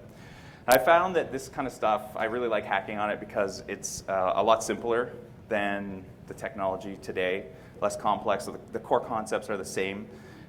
So it's pretty easy to understand and then apply to technologies that are in use today. So this is what my desk looks like most of the time. And I feature this photo because the Saley Logic probe there, which is this guy, obviously, it's right there. And then the bus pirate is used prominently in this work. So one night I was at the bar with a friend playing some photo hunt, and the machine had to be rebooted, and I saw this screen, which I was really excited about. Everyone knows that's Linux, right? Right away. So at the time, those units were still widely in bars, and I couldn't afford one. But fast forward a couple of years to a couple of months ago, and I'm trolling Kijiji, and the rest is history. I have two of them in my basement now. The one I got running was a DOS-based one, but functionally it's very similar. They just kind of at one point decided to use Linux because they realized that DOS was probably going to go the way of the dodo. So I found the best way for me to get engaged with the project, if you're getting into hardware hacking, is anyone new to it or never done it? Cool, is to find something like this that you kind of know and love, and you'll care about it when you play with it. You'll feel it's like more rewarding. So for those that haven't seen it, this is like a typical screen of the video game once it boots up, and you can choose your game, and there's probably 100 different games or so on the device. So as I said, I'm into cheesy games. I once had a cat-themed birthday party. I grew up in the 80s, and my first PC was a Commodore 64. First game system, Sega Master System, and my favorite game of all time is Galaga. So I'm a bit fascinated with 8-bit stuff. That's not what this is, but anything that's kind of generally obsolete gives me a little bit of nostalgia. So I didn't really think this would be a good talk when I started, because I was like, this is just something I'm interested in. But then I got going along and realizing what I was doing. I'm like, hey, this would be kind of cool to describe to someone that really wants to get into hardware hacking, because it's really, as I said, accessible stuff that can help you understand the basics. So I'm going to go over today basic poking and prodding of the MegaTouch hardware, in which we'll find the custom ISA I/O card that they designed or they had designed for them. And then there's a hardware key inside each MegaTouch that when a new version of the software came out, they would send it out with this hardware key, and you needed that to make the software run. And so that's going to be part of what we're talking about, of course, because I wanted to copy those keys essentially, because the systems are no longer supported, but I'll get into that later. So from there, for those keys, we go into protocol sniffing with the logic analyzer that I showed you, and then looking at the stream of bytes from the protocol and reversing that to find the password that we need to copy the keys. And then we do some development of custom Python code for interfacing with the bus pirate that I mentioned, which is a universal serial device. What kind of universal? It's kind of like a Swiss Army knife for dumping the keys and potentially then writing them to new keys if we wanted to do that. And this all seemed appropriate because this is Vegas, kind of land of cheesy games. So I was doing some research for this, and I came up with this quote: an arcade-like game cabinet for sad, lonely men who don't have iPhones. And this guy goes on to say, the good news is Megatouch went out of business in January. The bad news is that doesn't mean they cease to exist. So this guy's a comedian. I think he's like tongue-in-cheek with this stuff. But this guy, I looked him up. He was born in 2005. He spent 2 years in the bars without an iPhone, which means he was drunk, because those are the first 2 years you spend really drunk in bars, and the rest of the time. So he doesn't understand what the novelty of this was. And I certainly do, because I was way too scared to approach, women in bars, so I hid behind these screens playing these stupid games. So anyway, he goes on again and says the machines offer a bizarre mix of smartphone game ripoffs, which I don't understand because these were created way before smartphones, and bizarrely outdated, laggy interfaces, which, great, of course they are, because they're from '97. So about 2 years ago, Merit's bar top business ceased production, putting these cabinets firmly in the class of antiquated video games. And I guess I looked it up. It's called abandonware. So they just kind of said, hey, we're not supporting it anymore. Do what you will, but you're on your own. So that's what really piqued my interest here. I should clarify what I'm doing here is an effort to preserve these games, not to skirt copyright law. There's a provision that was actually added to the DMCA a little while ago. You probably heard of it for online games that required a licensed server to run. That they would, and they made a provision for preservationists to allow to circumvent those measures. I think this is kind of in the same vein. At least I hope. There's no one in here that thinks otherwise. So when I first got the game, of course, I went right into there's a little button on the inside of the unit that allows you to go into the menu, because I've never seen that before. And there was some pretty funky, funny features in there. But that's not what we're looking at today. I just thought I'd show you that. Here's the inside of the unit. It's turns out it's just a big 150-pound computer.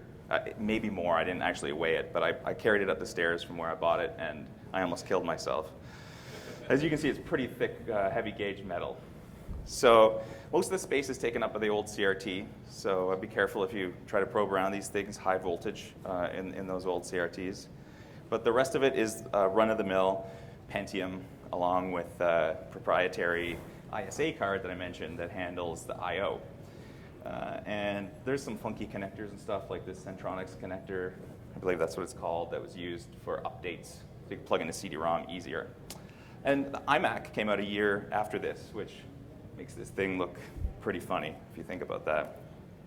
So smoking is bad, I learned. This was in a bar for like 10 years, and it stank really badly, so I had to give it a good cleaning.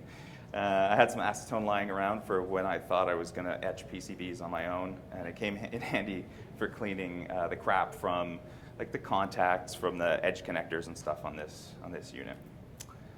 So this is really kind of the centerpiece of the only custom hardware in the whole Megatouch unit, and it's pretty simple actually.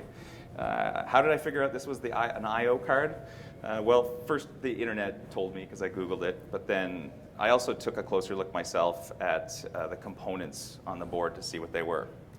So this guy right here is a PC card connector, and I wasn't sure what it was at the time, but you can very clearly see the Cirrus Logic badge on it and the etching on the chip. So pretty simple, just Google, and there we go. We have the data sheet. It's usually the first hit when you're Googling things like that. If not, maybe go on to the second line.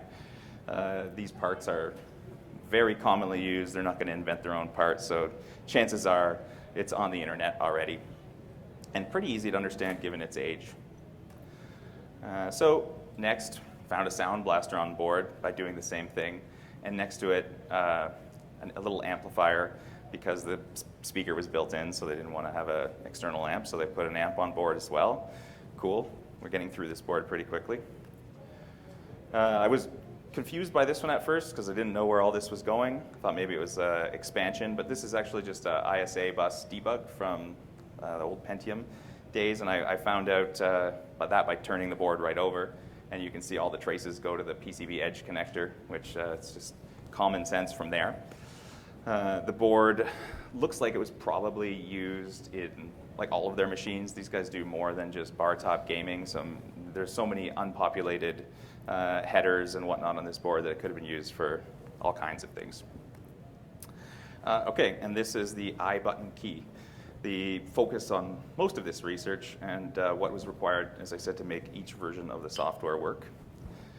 So the keys are somewhat broken already, I should mention that. One of my kind of heroes, Joe Grand, did a talk on them at, I believe it was DEF CON or Black Hat a long time ago. And Joe found a password guessing, a dictionary attack against these things, because when you supply, I should mention actually first, they have encrypted information on them. And when you supply them with a password, they're supposed to spit out the encrypted information. If the password's not correct, they send out random data. So the thing is, the data is not random. It's calculated with a mathematical equation. So knowns, you know the output based on the input, so you can basically tell if it's the wrong password or not using one guess. But I wasn't really interested in doing that because there's like a trillion possible combinations. The only feasible attack against that is kind of a dictionary attack, and if it's not a dictionary word, you're out of luck. So let's move on. What else can we do with it? Well, we look up the data sheet again, and we see that it uses the one-wire protocol. So they have a secure ROM for their key, but a completely clear text protocol communicating with the ROM. I'm not quite sure why they used the secure ROM, but they did. So cool, it stores 1,152 bits of data in 3 separate storage areas that are called subkeys. The secure memory cannot be deciphered without the matching 64-bit password. The passwords can be different for each area. And there's also a 512-bit scratch pad, which is stored in the clear on this ROM and accessible without any key. And the IDs of each of the subkeys, they can give them names, are also accessible. So we need all that. We need a lot of that information when we're doing the duplication, so I figured I'd mention it. There's only 2 contacts to hook up one of these guys, and I'll pull it out right now because I have it here. Bottom of my bag.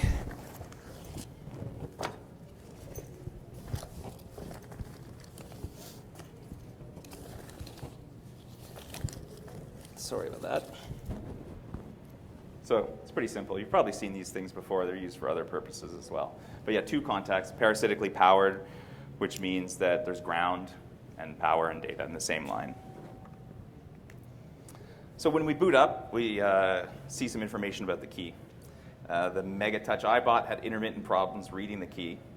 Even after I cleaned it with the acetone, it boots sometimes, it says the key's fine, and other times it just goes in a continual loop, which is one of the reasons why I wanted to do this work, because we need to preserve these things. Whether that's arguable, but I think we need to preserve these things. So the lifespan of this iButton, or DS1991, was reported to be over 10 years. So right now this one's 20 years old and it's still working, which is pretty cool. But in order to get, if we want these things to remain around working, we probably either need to hack the software, which is kind of complex and messy because there's so many versions, or just come up with a way to circumvent this key. So as you see, there's even still a market on eBay for these things. Lots of them end up being about 30 bucks Canadian shipped. Hopefully the aim that I wanted to do here was build a repository of them. So if you legitimately have one of these things and your machine is broken, you can just go and download it and write it to a new iButton and you're good to go. So this is how I started with sniffing this bus. And right here, here's the iButton. I just kind of jammed a jumper in between, jumper cable in between both contacts. And then I used, is anyone familiar with logic analyzers? Cool, okay. So I use Saley, which is a really cool little device, $100, and it'll decipher all kinds of protocols. And what it does is it will plot voltage over time in like ones and zeros, because it's not analog, so it doesn't have a curve. But as you can see up there, that's what we have. And if you tell it this on this line, it's I squared C or SPI or one wire, it will try to decipher based on the data that it's got on that line. So I want to show you actually the logic capture now. So this is the, oh, and I need to turn this off. All right. Awesome. So this is what it looks like. And I believe it's the long pulses where it's high, it's a high signal is a 1, turns out to be, there's 8 bits here at each one of these, turns out to be a 1. And the short pulses here, the mostly lows is 0. So then you have like 5 1s and 2 zeros there that make up the hex over there, and I'm cut off. But anyway, as you can see, we have a ton of data that I read when I turned on the device here. It's not super useful in this format, but we've properly decoded it now, and we can save it and do whatever. The cool thing is we can export it to Excel, which is what I did next. So let me get back to. If you have any questions, feel free to jump in while I'm doing this here, please. Cool. Okay, so on the other side that was cut off, what you didn't see, there's also like a display of commands, because there's built-in commands in the language that are standard. So it'll say like, oh, this is a read-wrong command, which it knows. And but the proprietary commands of the 1991 we had to figure out ourselves. So again, we have to go back to the data sheet.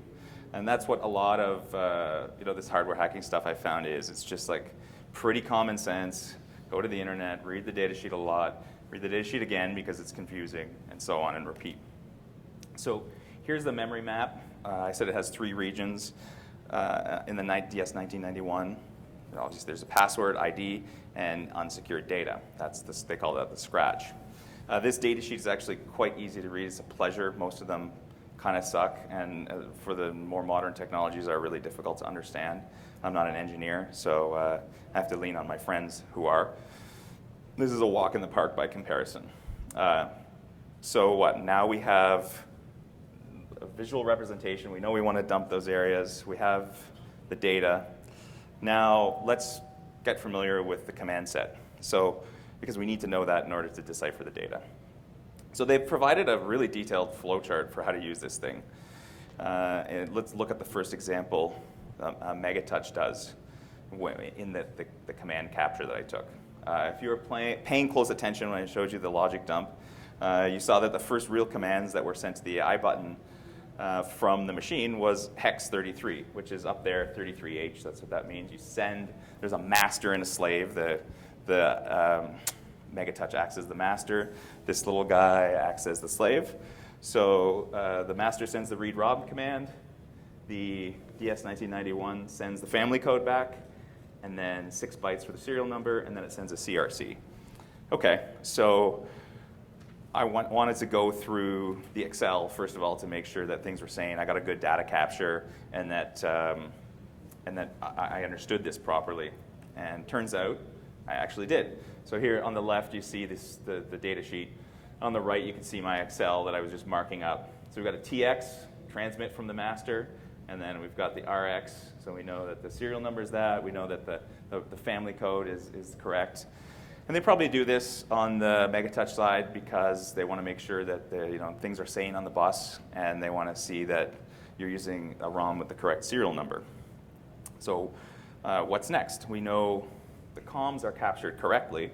Well, we have to get familiar with more of the commands. And commands are pretty easy to understand, actually. So if you wanted to read the scratch pad, you send 69 in hex, and then you send 11 plus the start address. So if you want to start at the beginning of the scratchpad, you send 0. If you want to start 1 bit in, you start 0, 1, right? Pretty cool. And then 1's complement of that guy, which is the opposite in binary of the 0s and 1s. Okay, so at this point, we know kind of roughly what the command structure is. So I wanted to show you the one-wire, the actual analysis. Excuse me, I got to switch back again to my spreadsheet.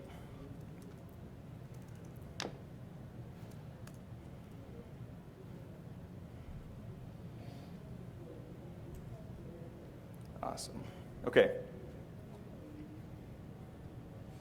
So we got a bunch of this is the whole dump of the communications. So we got a bunch of random reset conditions at the beginning because you're just powering on. And then sure enough, we see the read ROM, it reads the family. And then it goes and reads the scratch pad. So it's checking the I button to make sure that the data on the scratch pad is as expected. So we can see the address here, the 1's complement, the read, and then it just sends back a bunch of 0s because there's nothing on this scratch pad. So okay, great. Go down. All right, now here's where it gets more interesting. They're starting to read the encrypted memory now. And we've deciphered, because now we know the read subkey command is 66.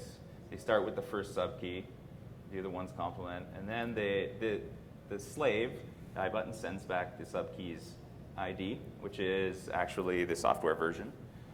And then we get the password in the clear. Pretty cool.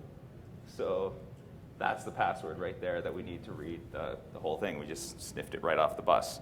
And then, obviously, now we have key data, which is there. And then it goes on. It reads the second one. And surprise, surprise, they reused the same password. And the second ID is the date published, 99. And then it goes and it reads the third one. And again, reuse the same password. And we have some like clear text data that was on this boot up screen, Canadian version 2, so we're in Canada. All right, so we understand, now that we understand the protocol and we have the actual password, we can do some fun things.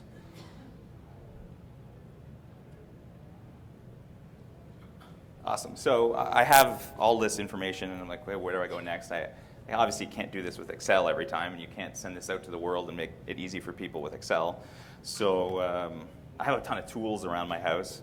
I've got an Arduino, I've got a bus pirate. Like, what do I use? So the bus pirate, I Googled it, bus pirate I button. Of course, the first image that comes up is someone's already done this for me. Awesome. So it's really easy to wire up. Here it is on my breadboard. And it's only 2 wires. So the bus pirate, getting into a little bit more, it's a Swiss Army knife for talking to things via serial protocols. And you'll find in anything, any hardware hacking you do, you're going to use this a lot. Yeah, everything speaks some, like most chips probably speak SPI, or which is serial peripheral interface, or I2C nowadays. But one wire is used for like temperature sensors and stuff like that as well. And on their website, they call it an open source hacker multi-tool that talks to electronic stuff. And you can do a lot of cool things with it. Like you can, if you're into CPLDs, complex logic, you can program those. You can shift data out to a shift register and light up a bunch of LEDs or whatever you want to do. So here's a movie. I actually didn't want to do live demos and tempt the demo gods. So here's just a movie of the bus pirate in action, reading the scratch pad and then writing to the scratch pad, because I wanted to make sure, okay, does communication actually work in the real world now that I have all these passwords and stuff. So it's first in disconnected mode. That's what high Z means. Then you switch the mode over to one wire. And so it's ready, and it's got a bunch of sub-commands in the one-wire mode. So we want to give it power over to the I button. So we tell it, give it 5 volts. And then all these commands are documented as well. You can check them out on the website. Pull up resistors, because this device is parasitically powered, and we only want to use 2 cables to hook it up. And we turn the power on, and we look at the saved shortcut commands in the bus pirate. And one of them happens to be search for a ROM. So I issue the search for a ROM command, and sure enough, it finds it on the bus. Cool. And after that, we want to read the scratch pad. So if you notice in the Excel, you always have to reset the bus before reading, so that curly brace resets the bus. Then we tell it, there's only one device on the bus, so I'm talking to you. That's that skip ROM command. Then we give the actual hex 69 start address, one's complement, and then read back 64 bytes. So read. I had another I button in there that I wrote dead beef to. So that's cool. It's working. And then just to prove that it's working, we can write some more data to the scratch pad. So I'll write a little bit more here.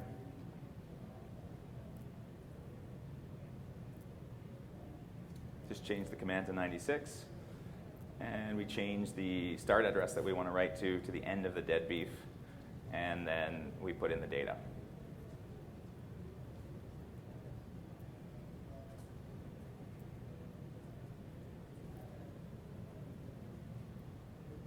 Which is bad food.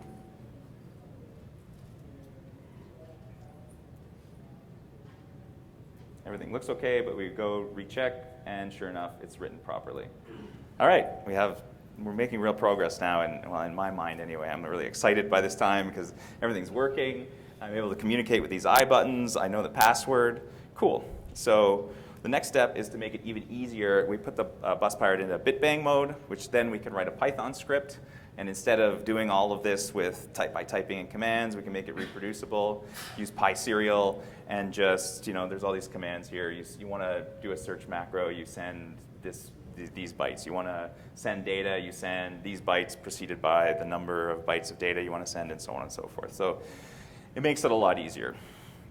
All right, so I also wrote a Python script to dump the key, and this is the key. It's mega dump, and this will actually automatically dump the key. This password is stored in the script now, so you don't have to actually type it in. But there's an option to add your own password. It turns out that the passwords are different for each version of the actual MegaTouch. So that presents a complication that we'll talk about later. But we have all the correct data here, and if you looked at the spreadsheet, you know that CAN version 2 is in there, and this is not random data that it's sending back to us. So we've essentially owned their I button at this point. So future. At this point, as I said, it's thoroughly owned. We can make copies of them. We can back them up, so the bits required to run these games don't go away forever. And I prefer this method to the hardware method rather than editing or hacking the software, so you skip the test, because there's, like I said, there's so many versions of the software out there that it would get messy after a while. But there is one problem, and that is apparently the MegaTouch units check the I button serial number to make sure that it's in the right range, and then it won't work if it's not in the right range, because the Merit, the company, bought a million I buttons at once to themselves, and they said, if it's not within this range, then you could probably patch that in software too, but again, getting messy. So I didn't bother implementing the right function, because once I talked to people and learned about this, I'm like, well, it's not really worth it to write this, but it would be pretty simple to just implement those extra commands in there. And when I say simple, I mean there's only probably 3 bytes of commands that it would take to rewrite this to the actual I button. Also, they're out of production. These things are out of production now. That pauses. That's another problem. So it would be easier probably just to emulate them. Because OneWire is a really well-known protocol. So, and as you saw, there's only a few bytes in a command. So you just have to teach whatever you're using to emulate it, those few commands. Respond to reset. Any library that's available will have the OneWire protocol stuff in there already, like presence condition and all of that. So you just have to emulate the actual extra proprietary stuff that's in there. So Arduino actually has a OneWire slave library. So what I thought was, all right, we'll get a Teensy LC, $10, or maybe an Adafruit Huzzah, which is based on the 8266 little micro. That's a $2 wireless micro. And you can maybe even upload buttons wirelessly. That would be pretty cool. Or just by USB even. That would still be okay. and then you're good to go. You can upload new keys. Maybe you could put in a web monitor for the one-wire bus to debug in case, in later versions of the software they changed how things worked, and I know they did. When they got to like the 2005 versions, they used a different I button completely, so that would take a little bit more time to implement. But also, you could easily add to this a sniffer function where if you just flick a switch on the board, hook it up in between the probes like I did, it would just copy the current key. Then you can take the key out, switch it back into the other mode, and it's got its personality there. That's what it's gonna emulate, clone mode, so to speak. So I didn't get to this point yet because all of this other stuff took up a lot of my time, and I also have a real job, and my wife would be mad if I didn't get paid. So I'm moving there, but all of the software you saw is on my GitHub already. So you can take a look at what I did. I am going to do this because I've actually had a few aficionados reach out to me and say, this is cool stuff. My mega touches were broken. I always thought that, they said that there's no way to copy these things. They're encrypted. And it's like, okay, well, let's fix that. So I did do a little bit of work on the software side too, because of course, when you're doing this hardware stuff, it's really hard to work kind of in isolation because these things interact really closely. So sometimes you need to answer questions about what the heck's going on. And for that, my buddy Jer here helped me out a little bit on the software side. I'm not so hot with IDA, so I got him to load it up and take a look at stuff. But what I did do was, I can use grep, that's for sure. And I looked for the key inside of all of the MegaTouch files, and there was like 2,000 references to the key in clear text in the hard drive. So that's pretty cool. And I was like, why are they putting the key in there? And the actual payload, like the encrypted stuff, was in the DLLs as well. So we found, and if you can't, that function in there called fudge security. So, Linux-based, but their games are written... So there's two versions. There's DOS, and that's the one we were playing with, and then they moved over to Linux 90, maybe 2000 at some point. So we were looking at the DOS stuff because that's the box I had, and the hardware is kind of flaky, and I didn't want to screw around with trying to update it, and it all takes a lot of time. So yeah, we found this, and we realized, I think they didn't want to go back and do a key read, or they didn't know what key it was, so they stored the key for when they're storing, I think, high scores on this guy, and so they just fake security then. So in this particular version, you could pretty easily circumvent the copy protection by just reading the key out of the files, but that's changed in later versions. They don't fudge security in every file, I don't think. But that was kind of funny, and I want to do some more research into the software side, as I said, but haven't got there yet. So that's all I have for today on hacking the MegaTouch. I want to thank all of you for your attention and for coming. And this stuff is on GitHub. My GitHub is there, but it's under heavy construction. But if you have any questions, like file a ticket or whatever, and we'll chat about it. I'll put the I button cloning stuff up there too when I'm done, and happy hacking, everyone.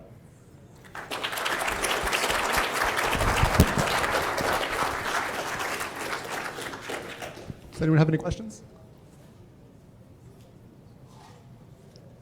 All right, thanks very much. I got one. Oh, wait.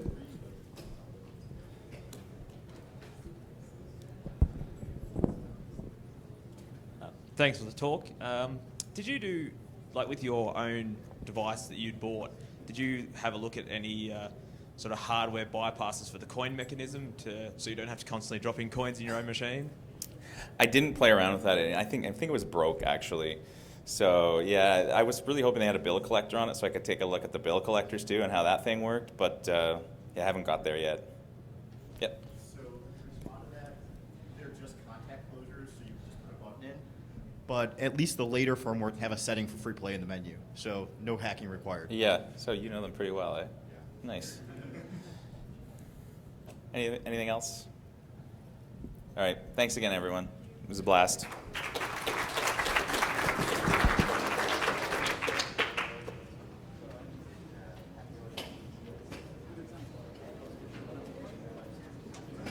you attack the hard drive serial numbers at all?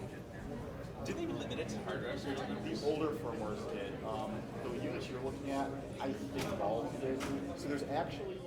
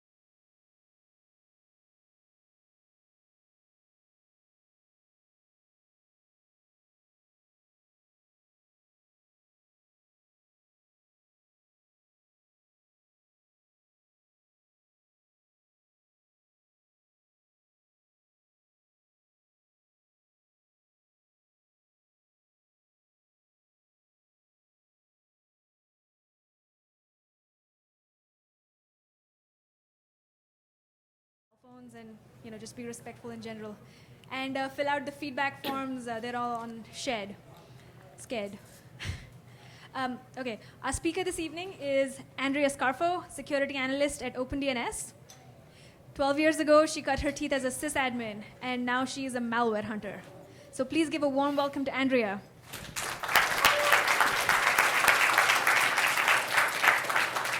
Thanks. Can you guys hear me okay? All right. Yeah, so the first security conference that I ever attended was actually a B-Sides in San Francisco. And now this is my first time presenting at B-Sides again. So go B-Sides. So the title of the talk, an evolving era of botnet empires. Just a little bit about myself. Again, I'm an analyst on the security research team at OpenDNS in San Francisco. Before that, I was a sysadmin for 12 years. And then in my free time, I enjoy rock climbing, playing video games, and surfing in the ocean. Not online, but I like that too. So the agenda for today, we're going to start with a history of botnets, just to overview the birth of botnets, move on to the life cycle of a bot, highlight some botnet network architectures, then move on to what a bot can do, botnet functions, highlight some different malware that bots usually drop, highlight some famous botnets, some detection methods, so ones that we use at OpenDNS, and then manual analysis of botnet domains from DNS traffic. Okay, so to begin with, what is a bot? What's a botnet? It's a network of computers infected with malware. They're controlled as a group. A bot will perform automated commands, and they're controlled by command and control servers, controlled by a bot master. And then in this talk, we're going to focus on domains that are associated with botnets. So to begin with, bots were not always malicious. Started out with in IRC channels. Here's an example of a non-malicious bot that you could just play a nice little trivia game with in an IRC channel, and it would even serve you a cold beer.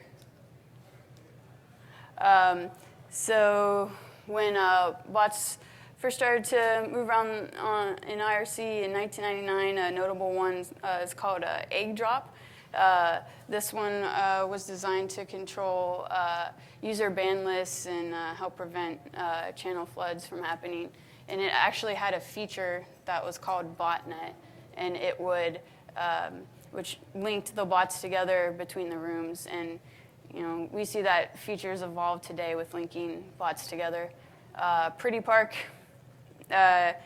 was able to download files and execute them in different IRC channels. And then one of the most famous Agobot, which was one of the first customized bots to order. So from the coder, you could get a bot designed with specific exploits that you wanted. One of the most famous was the LSAS exploit, which actually got the attention of Microsoft and law enforcement to find the coder so they could shut that down. This is an example of part of the code that was in Agobot when it was first seen. And the source code was actually released on the internet, which led to a lot of bots borrowing that, making them their own. So it started out with just bots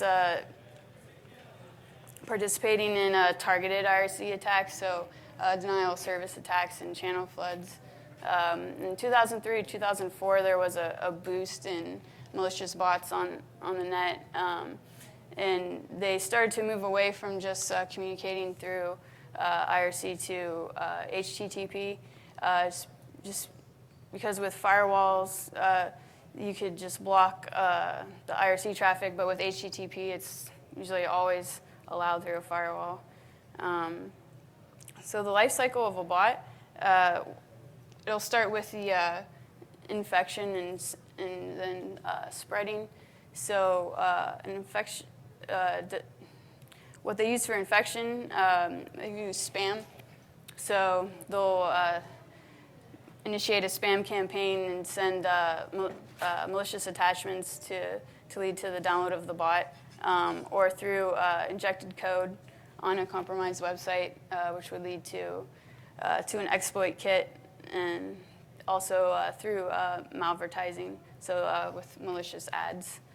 And then from there, a bot needs to make contact with the command and control server. So there's different rallying techniques that they can use. Less common is a static IP list and a config file in the bot, just because it's easy to figure that out. So they've moved away more from that to using domain flux. So through a DGA, a domain generation algorithm, it will produce thousands of domains based off of those DGAs, and then only one out of those thousands will be used actually as the command and control server. And then they'll use IP flux, so they'll be constantly changing the IP that the domain is resolving to. And then from here, once it makes contact, it's ready to accept commands and report back.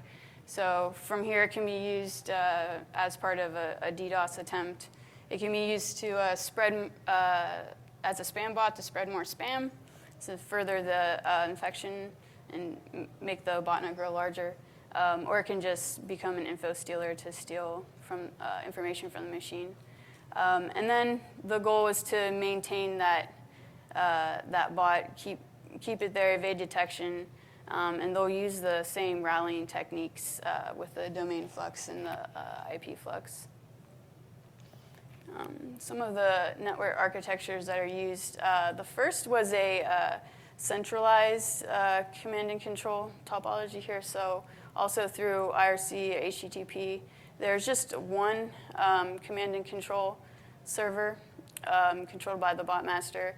And so just that one server would send out commands and store the stolen info there. Next is a peer-to-peer infrastructure. So the infected bots can share in sending the commands and the data to and from the command and control server, and then it's using file sharing protocols, TCP, UDP, ICMP. And then there's the hybrid one, which is the most resilient and the most popular one nowadays. So just combines centralized with peer-to-peer. And there will be multiple command and control servers, and then one control panel that's controlled through. And because of the multiple command and control servers can act as proxies, so it makes it harder to detect. So botnet functions, what can a bot do? So I've said before, it can act as a spam bot to further infect more computers. It can act as a form grabber on a computer. So in the config, there would be hard-coded URLs that it's going to search for traffic going there, and then it will grab what's entered into forms on those sites. Take screenshots of a machine just to grab personal data. Redirect HTTP traffic. You're trying to go to a legitimate site and you get redirected to a fake phishing site where it can steal your credentials. Keyloggers to steal passwords. They have VNC modules where an attacker can remotely control your PC as if they're physically there. And then stealing cookies, so participating in session hijacking to gain access as an authorized user to a site. And then the bots will, after they get start an infection on a machine, they can also drop different types of malware. So for, again, a form grabber, this is an example of an older version of Dramatis with pre-configured URLs that it's going to spy on. It can be used as a Trojan backdoor to intercept any network traffic. The most famous right now is with crypto ransomware, which encrypts the file system and then holds the decryption key for a ransom. Banking Trojans, like Dramatis, just spies on banking sessions. a click fraud bot, so like the BDEP Trojan, just to generate revenue by clicking on ads, and then, of course, as a DDoS bot. So one technique that the malware will use once it's on a system is code injection. This screen capture here is the Angler exploit kit using code injection on a compromised website. And we've seen the Angler exploit kit as part of the Sneakers botnet. So here, this screen capture is showing a DLL file that gets injected into the browser process. And the OS sees it as a safe process, so it allows it to run. And then at that point, the exploit kit can take advantage of any plugin exploits that the machine has, so through Silverlight, Flash, or Java. Once it executes that code, then it's going to download the Sneakers bot on the machine, and it will be enlisted into the botnet. Some famous bots. Dridex, it uses the hybrid peer-to-peer network architecture. First spotted in 2014, is mostly stealing credentials to targeted banking sites. Today, it's mostly spread through spam and embedded Word documents with malicious macros embedded. Originally, it had a centralized network architecture. It switched to the more resilient hybrid peer-to-peer. There's a lot of numbers out there for the estimated amount stolen, but 30 million is one of them. And it was the target of an attempted takedown operation in 2015, which wasn't very successful.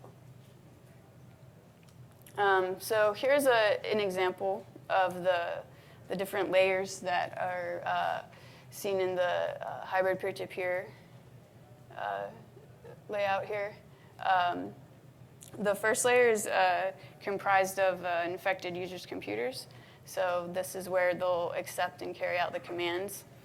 The second layer we'll call nodes, that is more infected users, but these users can act as HTTP proxies, and that's between the bots and then the front end command and control servers, which are next. And then the proxy layer is made up of compromised servers, and that's going to act as another proxy between the back end where the control panel is, where all of the stolen data will be held. So I have a visualization, a movie here, using Open Graffiti. It's an open source tool. My coworker, Thibaut, I can't really pronounce his last name, so I won't try. This tool, Thibaut made this tool. It's a 3D data visualization. So we'll visualize graph data sets. So what you can do is take a JSON file that has the relationships of the IPs, hashes, URLs, domains, seen, and put it into Open Graffiti, and then we'll get a visualization here. So this is showing all of the relationships. The information I gave it here was C2 servers at a time between 2015 and 2016 of the Dridex botnet. So the blue nodes are the IP addresses of the command and control servers seen, and then showing how they're related to URLs that we're seeing in the orange color, and then on the purple color, it's hashes. So a lot of these, mostly just the Dridex Trojan. And what this does, it helps us see the patterns in their infrastructure. And you can see how some of the IP addresses are related to each other through the hashes seen, and others are just out there on their own. And the ones related have some pretty large clusters.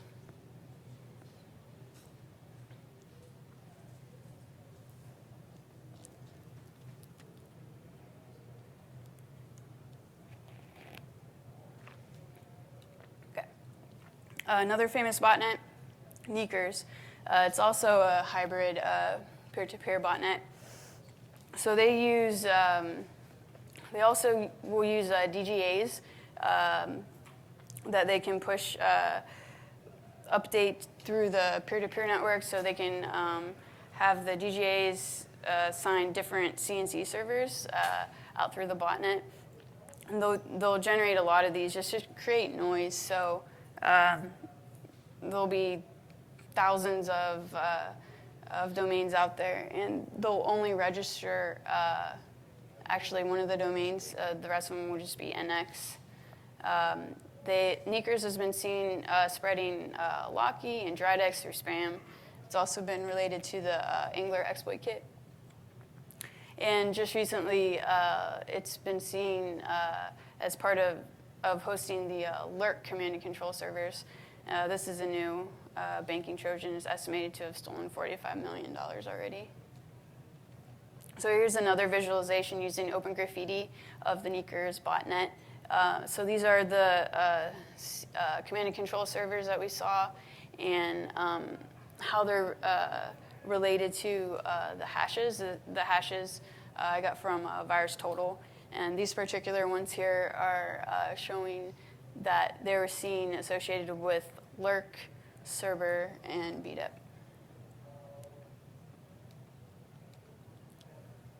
So both of these botnets have been the focus of some takedown attempts. Sneakers had a bunch of their command and control servers synced.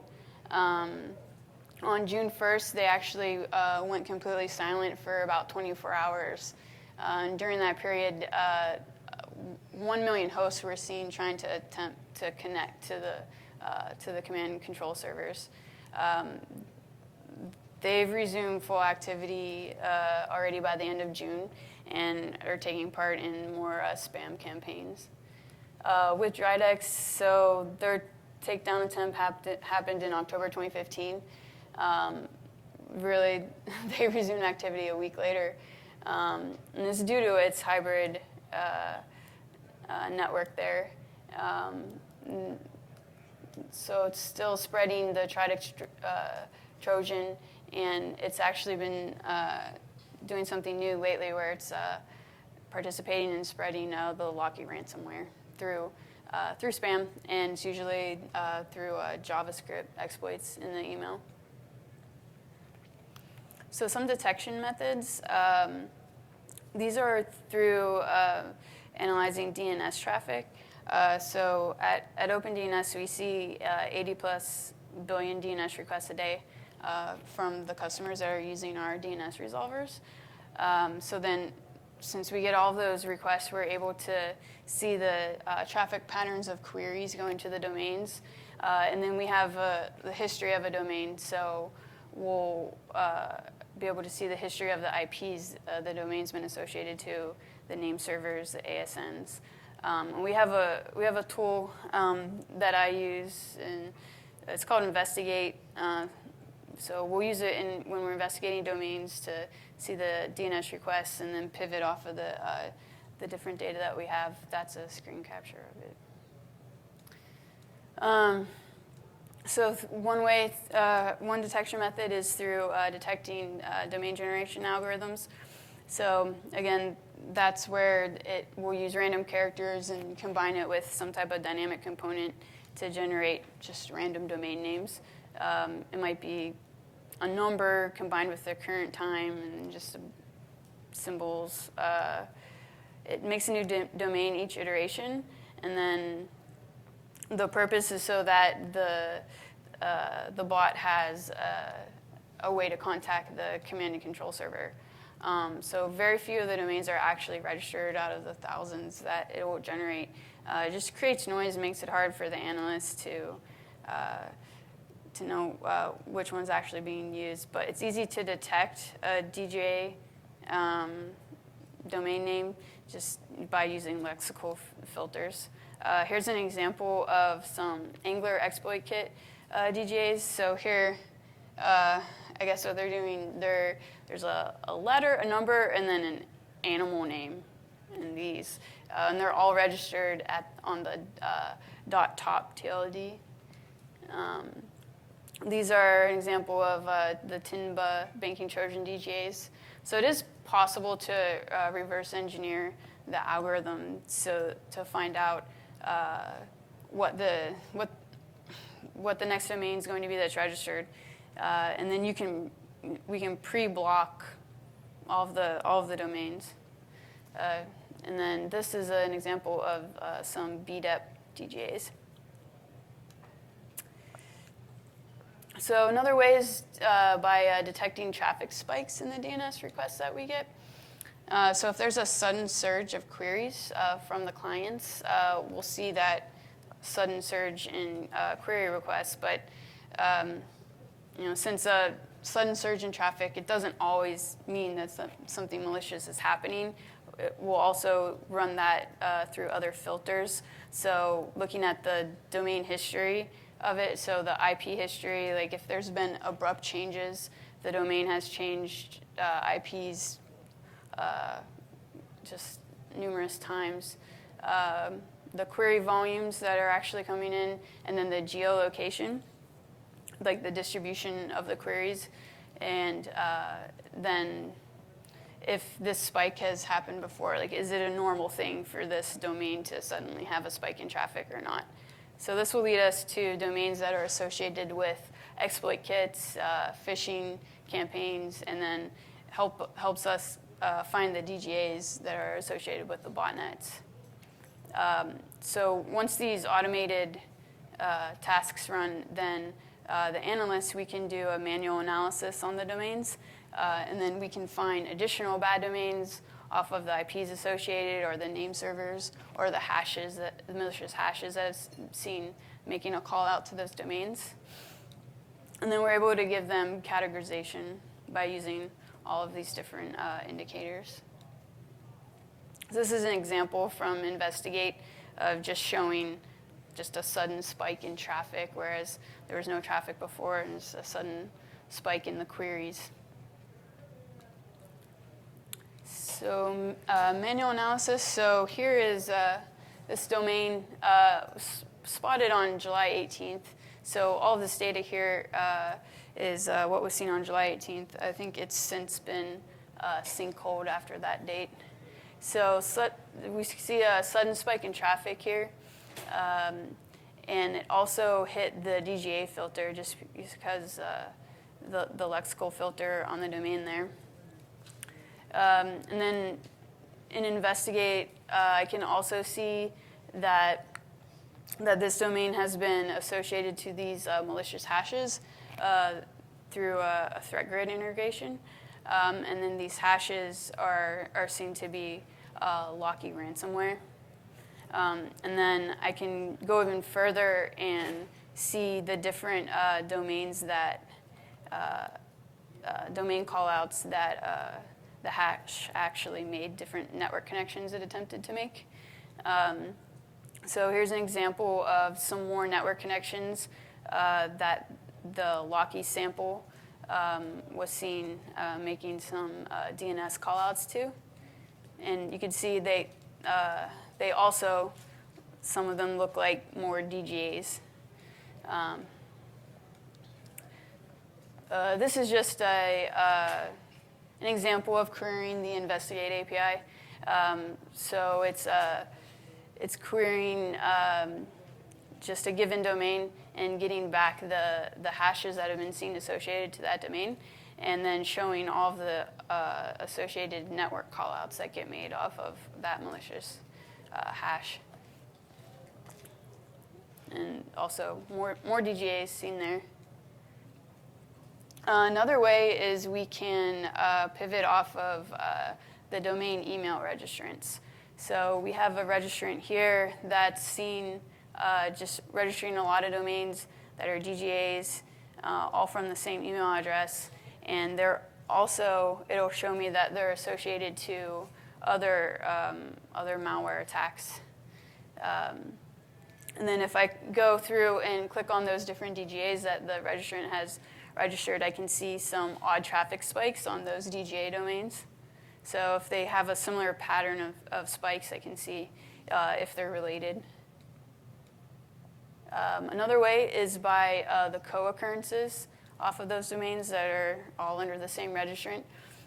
So a co-occurrence is when a domain requests 2 or more domains within a very short period of time, like seconds.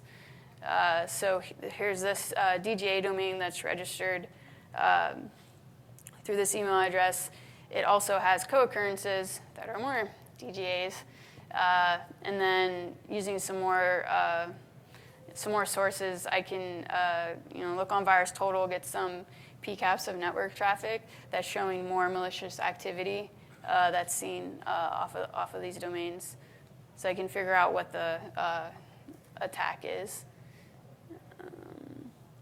And then lastly, just connecting the registrants through to the different attacks helps. So the email registrants associated to their attacks through the malware. So the malware will make a call out to the domains that are associated to the email registrant, and then we're able to connect them to other registrants through their domains as well. So it could be dropped from one domain, so it's associated that way, and then it makes some call outs to another domain that's a DGA registered as part of a botnet.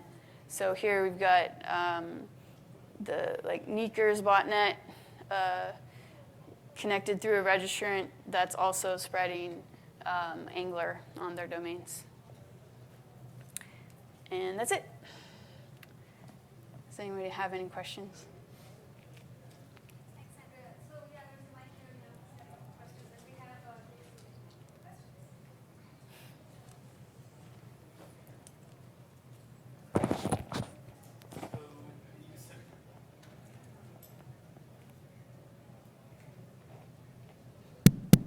So you mentioned that these people who write these things will register a bunch of domains for, I guess, like obfuscation.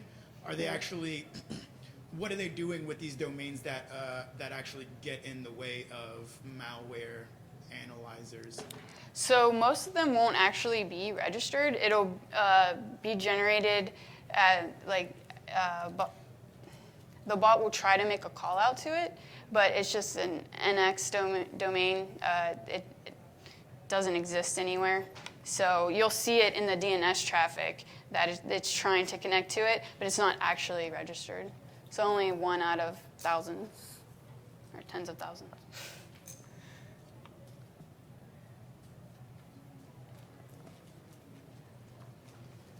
So I'm more secure if I use OpenDNS than Google DNS because you block the DGAs.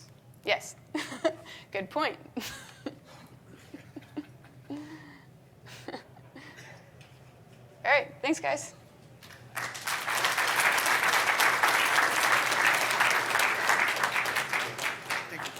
Oh, sweet. Was Thanks. that the moving part of the visualization? Was that also from Open Graffiti? Yeah, Okay. you can move the camera around.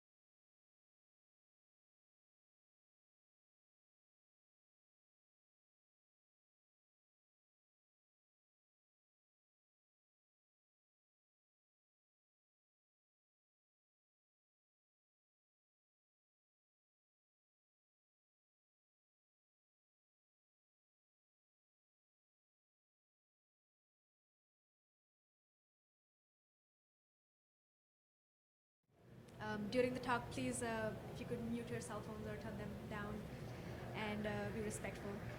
And after the talk, there will be a feedback form up on Shed, and if you could fill that out, that would be amazing. Without further ado, our speakers today are Candace Schumann and Rock Stevens, who are grad students in the University of Maryland College Park. So guys, take it away. Thank you very much.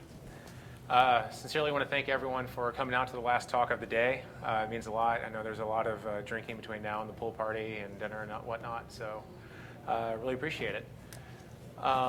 So the bottom line up front, what we hope you all can take away is everyone in the audience right now can use the skills, knowledge, and expertise that you currently have to make an impact on the world. In the news, you see lots of things about bug bounty programs. All the new 0 days are coming out, getting $1 million for the latest iOS exploit.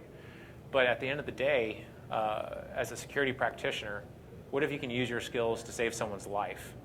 And we're going to give some novel examples of how you can use your skills right now. But keep that in the back of your mind, and maybe something you learn can inspire you to carry on and make a difference later on.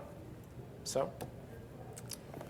All right, so please ask questions at any point, because I know biology can be a little scary. But anyways, so what exactly is computational biology? Well, it all started when people started sequencing the genome, right? I'm sure some of you have heard about the Human Genome Project. And at first, it took quite a long time to sequence a single genome. And now you can do it in the span of maybe 1 or 2 days or a week. And that means that we can sequence a lot of different things, like not just humans or animals, but bacteria and plants. And there's thousands and thousands of genomes out there that have been sequenced and that we want to do analysis on. And it's all well and good to do lab testing in a wet lab with biologists, but that costs money and takes a lot of time, whereas computers, they're relatively cheap and they're pretty fast. So running biology experiments in silico or on computers really, really helps out the biologists. So an example would be some researchers were looking at corn, and there was an invasive species that came into corn crops and started killing out all of the corn. And this was a major problem because corn is a big source of food. So what they wanted to do was kill out the invasive species while still having the corn available and not kill the corn, right? So they did this using systems biology. And basically what systems biology does is it looks at the metabolism. So again, when I said that you started sequencing a genome, so you have a genome, and that translates into genes. And then you also have transcriptomics, which is the expression levels of genes. So that basically means, like, if you have blue eyes, you have that gene highly expressed. In metabolism, the genes that we're looking at are genes that transcribe proteins, which means they do physical chemical reactions inside of your cell. And those reactions turn into metabolism, which creates various pathways, right? They're kind of like logic gates. And an extra added thing onto the logic gates is you have rate of flow, right? Rate of flow of a protein, right? Of a reaction. So what these people did was they took the metabolic network of corn and the metabolic network of the invasive species, and they tried to knock down genes, so lower the gene expression of various genes to see what would kill the the invasive species, and not kill the corn. So they basically created a genetically modified corn that was able to withstand the crop killer, and that's why we still eat corn today. So. Yeah. For some of it, yeah. Yeah. So with that example, that's hacking at a molecular level. right? You're exploiting something, changing the way it is, adapting its structure so that you can achieve an outcome. That's hacking. So what we're going to talk about are some examples of things that you may have in your daily lives that sort of correlate to the research that we did together. So this beautiful GIF right here comes from the National Institute of Health. And what you're looking at are the number of databases that are publicly available with computational biology information. There's hundreds. Some of these are federally funded programs. They're freely available. And some of them are graduate students, postdocs, other researchers that just made the data publicly available. For a lot of these instances, the data is just publicly available and unmaintained. And we'll come back to why this is an issue later. But for us, the immediate concern was, let's say I have a pet name for something. If you don't know me very well, you probably don't know why I reference this pet name frequently. And you might have a different pet name for your dog that's vastly different. But when we start talking about our dogs together, I have no idea what you're talking about. You have no idea what I'm talking about. And this leads to disparate data sets, where a lot of these data sets are talking about the exact same thing, but use uncommon terminology, so that when you start to aggregate all of this raw data available, there's no bridge between them. So for many of you that have ever dealt with intrusion response, intrusion detection analysis, this is a common problem for you, right? You're looking at a piece of malware that's on a host. You want to know, all of the hard disk forensics information. You want to port that to a centralized repository for analysis, but then you want to start pulling the over-the-wire data. What happened on the server logs? How did this intrusion enter the network? And you want to start building a larger picture of adversaries, techniques, tactics, procedures for what happened within your damn network. We want to do the exact same thing, except looking at a disease, looking at a pathogen, something that we want to target. So with that, we want to, all this freely available data, you can now ingest using these sort of hacker methodologies to make something that's easily queryable. If you're familiar with ELK, the Elasticsearch, Logstash, and Kibana, it just makes large data sets easily queryable. And that's exciting for us because the old way that we had to do it was actually building our own custom web scrapers. A lot of these databases, you can just have an XML file of semi-structured data or the actual entire database file that you can ingest. But a lot of them, just a website. And so there's data that we needed off this particular website. We're having to build a manual crawler for every single website to pull what we need. Using a methodology like this saved us a lot of time. So if you have Bash scripting experience, Python scripting experience, very similar when you want to actually go in and hack a cell. So what we're going to do is do a real quick hands-on look at what I'm talking about. But before then, what we're going to do in this little hands-on is trimethoprim. It's an antibiotic drug that's used to treat UTIs, urinary tract infections, that's caused by E. coli. So we have a drug, trimethoprim, a pathogen, E. coli, and because we know this antibiotic kills E. coli, in computational biology, we expect it to say, yes, this thing is now dead when you treat the cell with a drug. That's what we're going to do right now. So literally, this is all it is. In Python, we're leveraging a system, CobraPy, that's based off of OpenCobra. It's a suite of machine learning and computational biology tools that's available from the University of California, San Diego. And importing that, just 2 lines of code. And then the third line you'll see on here is us actually loading the metabolic model into memory. If you remember the extremely ugly diagram Candace talked to you about earlier on, a lot of things going on with the metabolic network, this file is all of that represented in digitized format. All of the reactions, all the logic gates, every gene, how they interact with one another is represented here in this file. So we have 2 drugs, trimethoprim and halothane. We know that trimethoprim should kill the model, and halothane, not really sure what's going to happen to that, just another drug. So when you have a cell and you're focusing on its metabolic network, inherently, as all cells want to thrive and reproduce, spread the seed, be productive, be fruitful.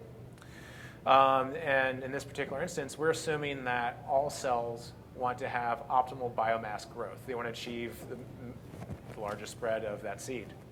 So what we're doing in this metabolic network is targeting the biomass growth and want to find what drugs kill it, effectively denial servicing the cell.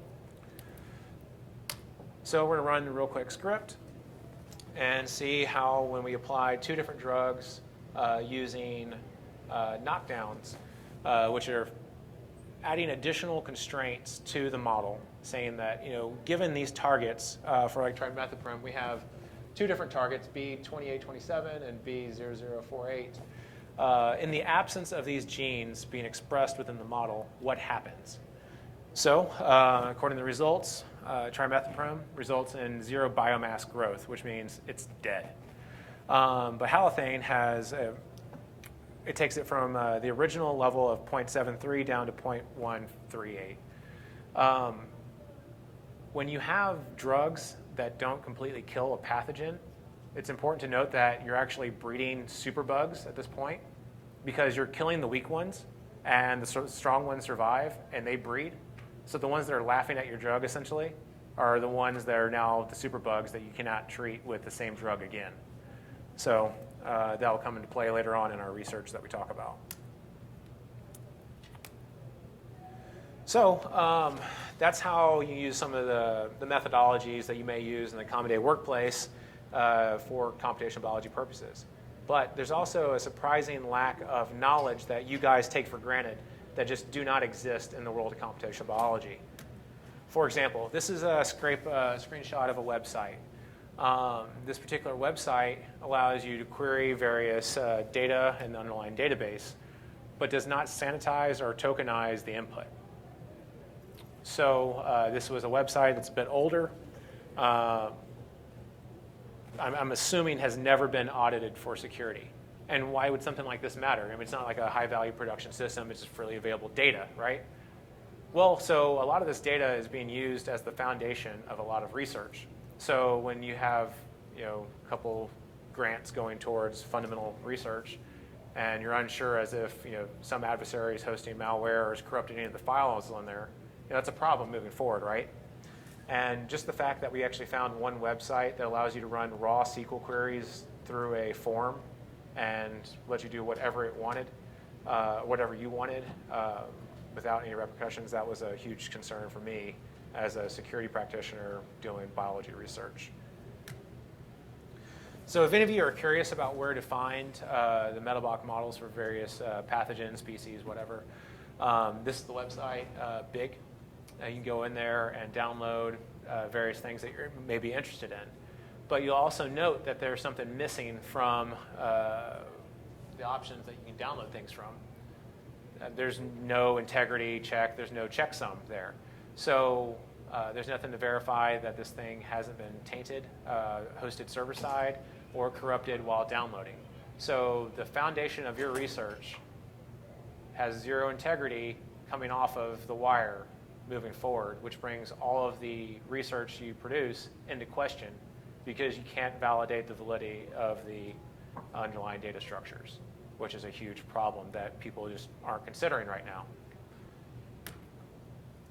So another problem is that a lot of biology stuff is uniquely identifiable, right? So my genome is uniquely identified from Rock's genome. But also, our genomes are pretty similar, right? You can just take out a little bit and it'll still be the human genome and you won't know who's who. But some research right now is looking at the microbiome, which is all of the bacteria that lives inside of your gut or your mouth or wherever on your body, your skin. This is extremely unique. So my microbiome is completely different from any of yours. And in the future, with this lead towards precision medicine, you're going to have your genome and your microbiome on file at your doctor's office. And if anyone were to get a hold of this, that is completely uniquely identifiable. You can tell exactly who you're looking at. So, and as of right now, a lot of this data is not being taken as sensitive because there aren't ways to weaponize, exploit this sort of data presently. But because people aren't looking forward at the privacy and security considerations of this data resting unencrypted on someone's hard drive, that's a problem that we're trying to bring light on. So, yeah. Yep. Our research looks at bacteria that have become resistant to drugs, so superbugs, right? Just a PSA, this happens when you do not finish your course of antibiotics. So, if you don't finish your course of antibiotics, you are creating superbugs, which is bad for everyone. So, finish your course of antibiotics is what I'm saying. But some people don't, and there are bacteria that have become resistant to a lot of antibiotics. So pretty much the solution to this would be to create new drugs, right? But this is really, really expensive and takes a really long time.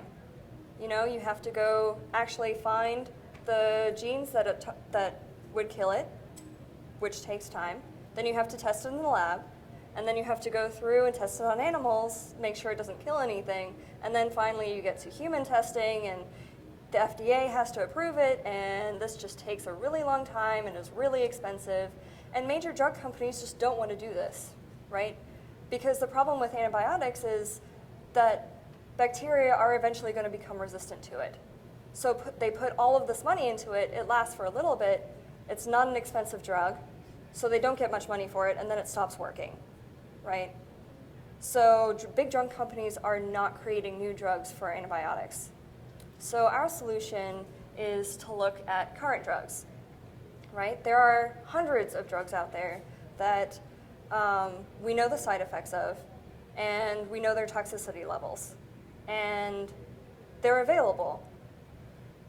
So what we wanted to do was to look at current drugs that target human genes, and then find the orthologs in bacteria. So orthologs are basically genes that have the same function in two different species. And this happened at a speciation event when we're talking about evolution, right? So basically, if it targets a gene in humans, it should target the same functioning gene in the bacteria.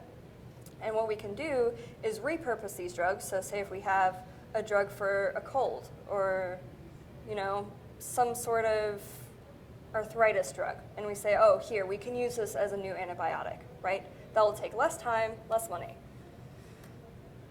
All right, so what we did was we started pulling together a lot of those databases, those disparate data sets, and we started building bridges together, trying to find any way to stitch these data sets together to make them work for us. So what we ended up with was an enormous list of existing and experimental drugs.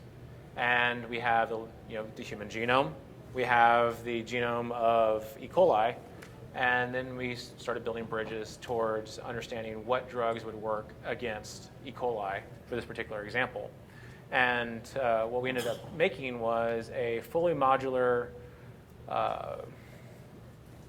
set of code that would target any pathogen. So tuberculosis, strep, staph infections, any sort of model that you load into there with the similar data, you can now use our methodology to check what drugs would be viable against this target. So the first thing that we did was we knew trimethoprim worked. And so we looked for that in our data set, and we found it. We're cool. And we also came up with several other viable candidates that would be used to treat resistant E. coli.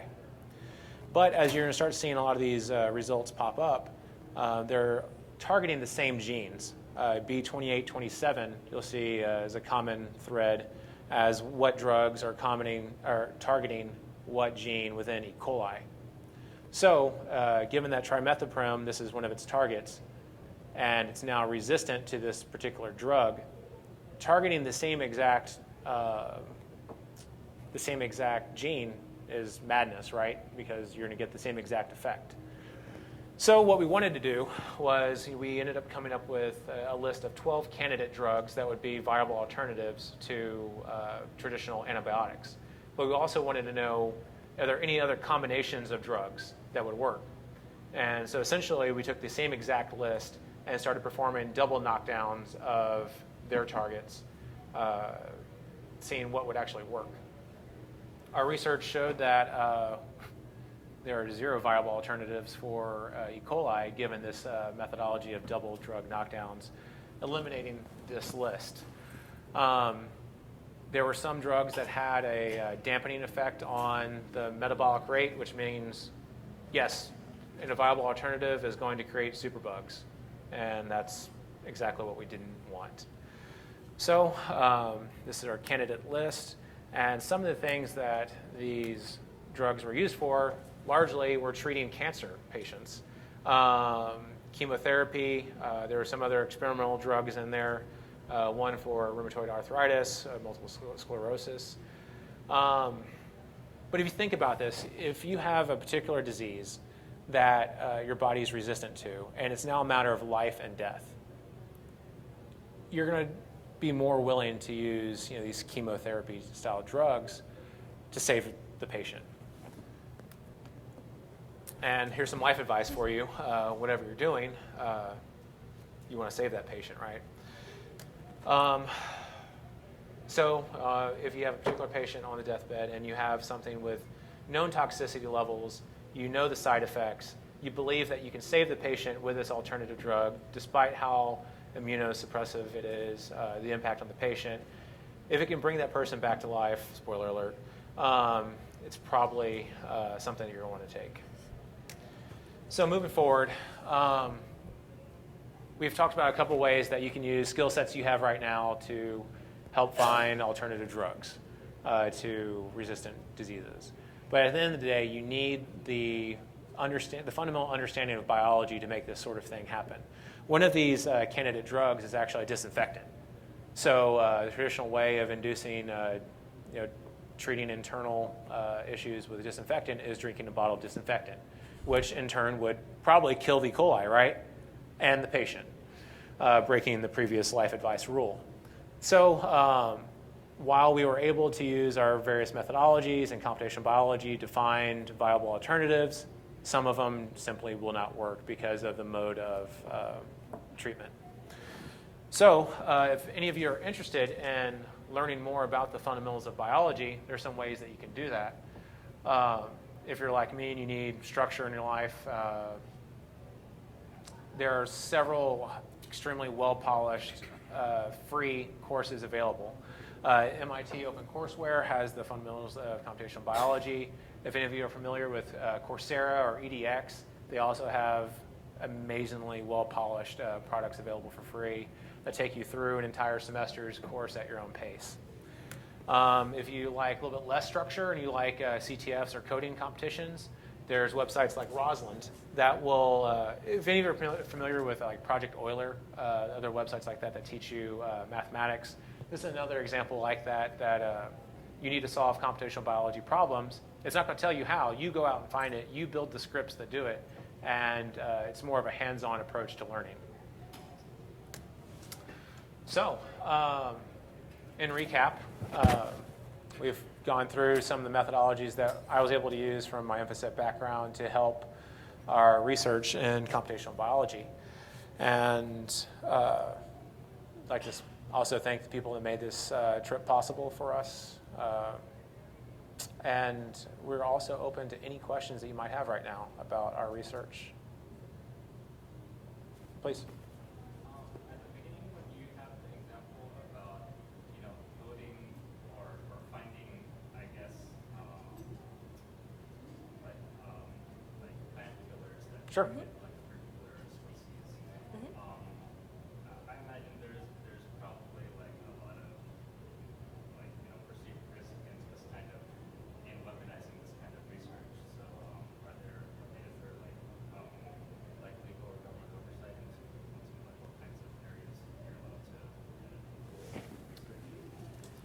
this one?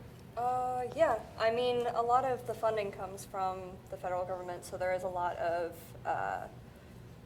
regulation that goes on.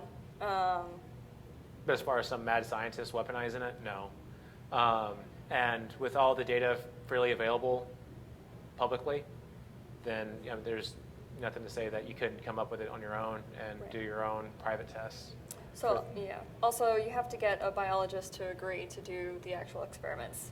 So, because, it's all well and good to do things in silico, but it's not perfect. You still need the wet lab tests when you've narrowed down your search.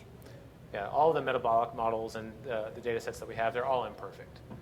It's a representation of our best guess at what's going on through, it's right, it's science, right? But it also is a best guess at what's going on at any particular moment, given a reaction going on.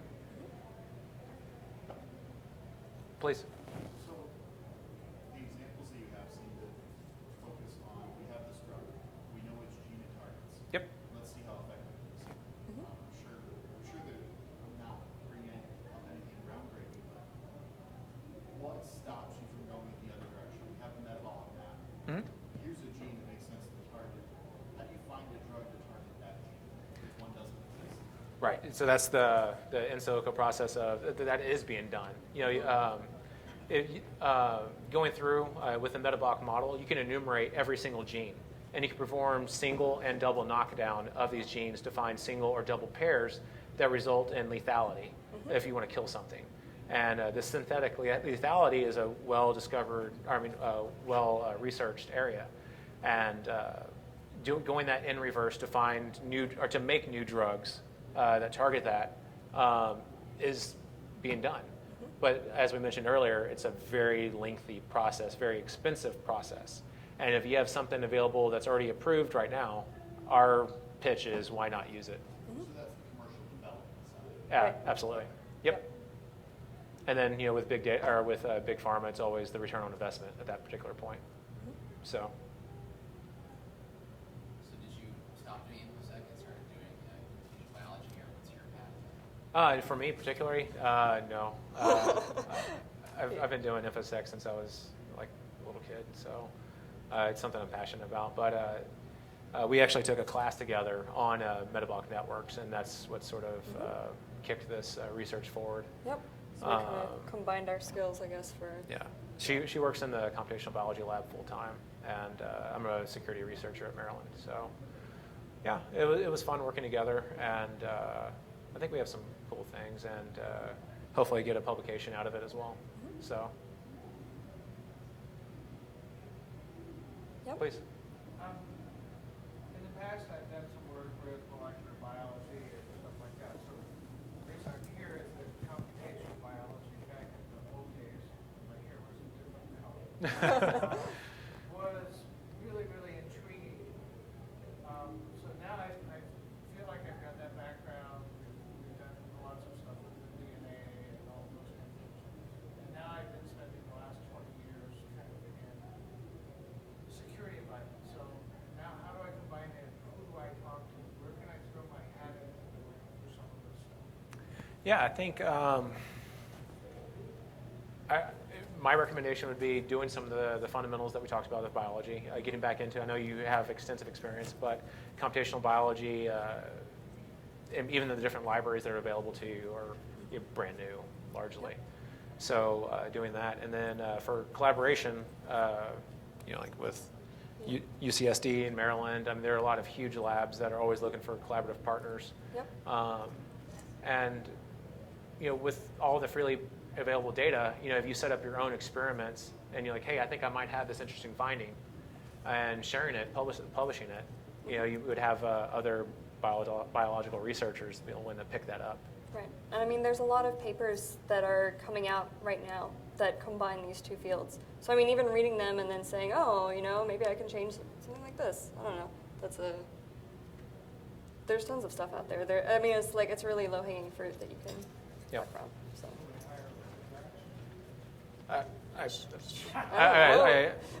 So the particular example of corn, we know the individual that was asked to help with it, and he was offered several millions of dollars to help do that project. And he didn't because he wanted to pursue other things. But that project went forward, and now they have, crop-resistant corn, or weed killer-resistant corn, essentially. You can guess what kind of company would have invested in that. But yeah, there's money to be had in it with, like she said, low-hanging fruit. I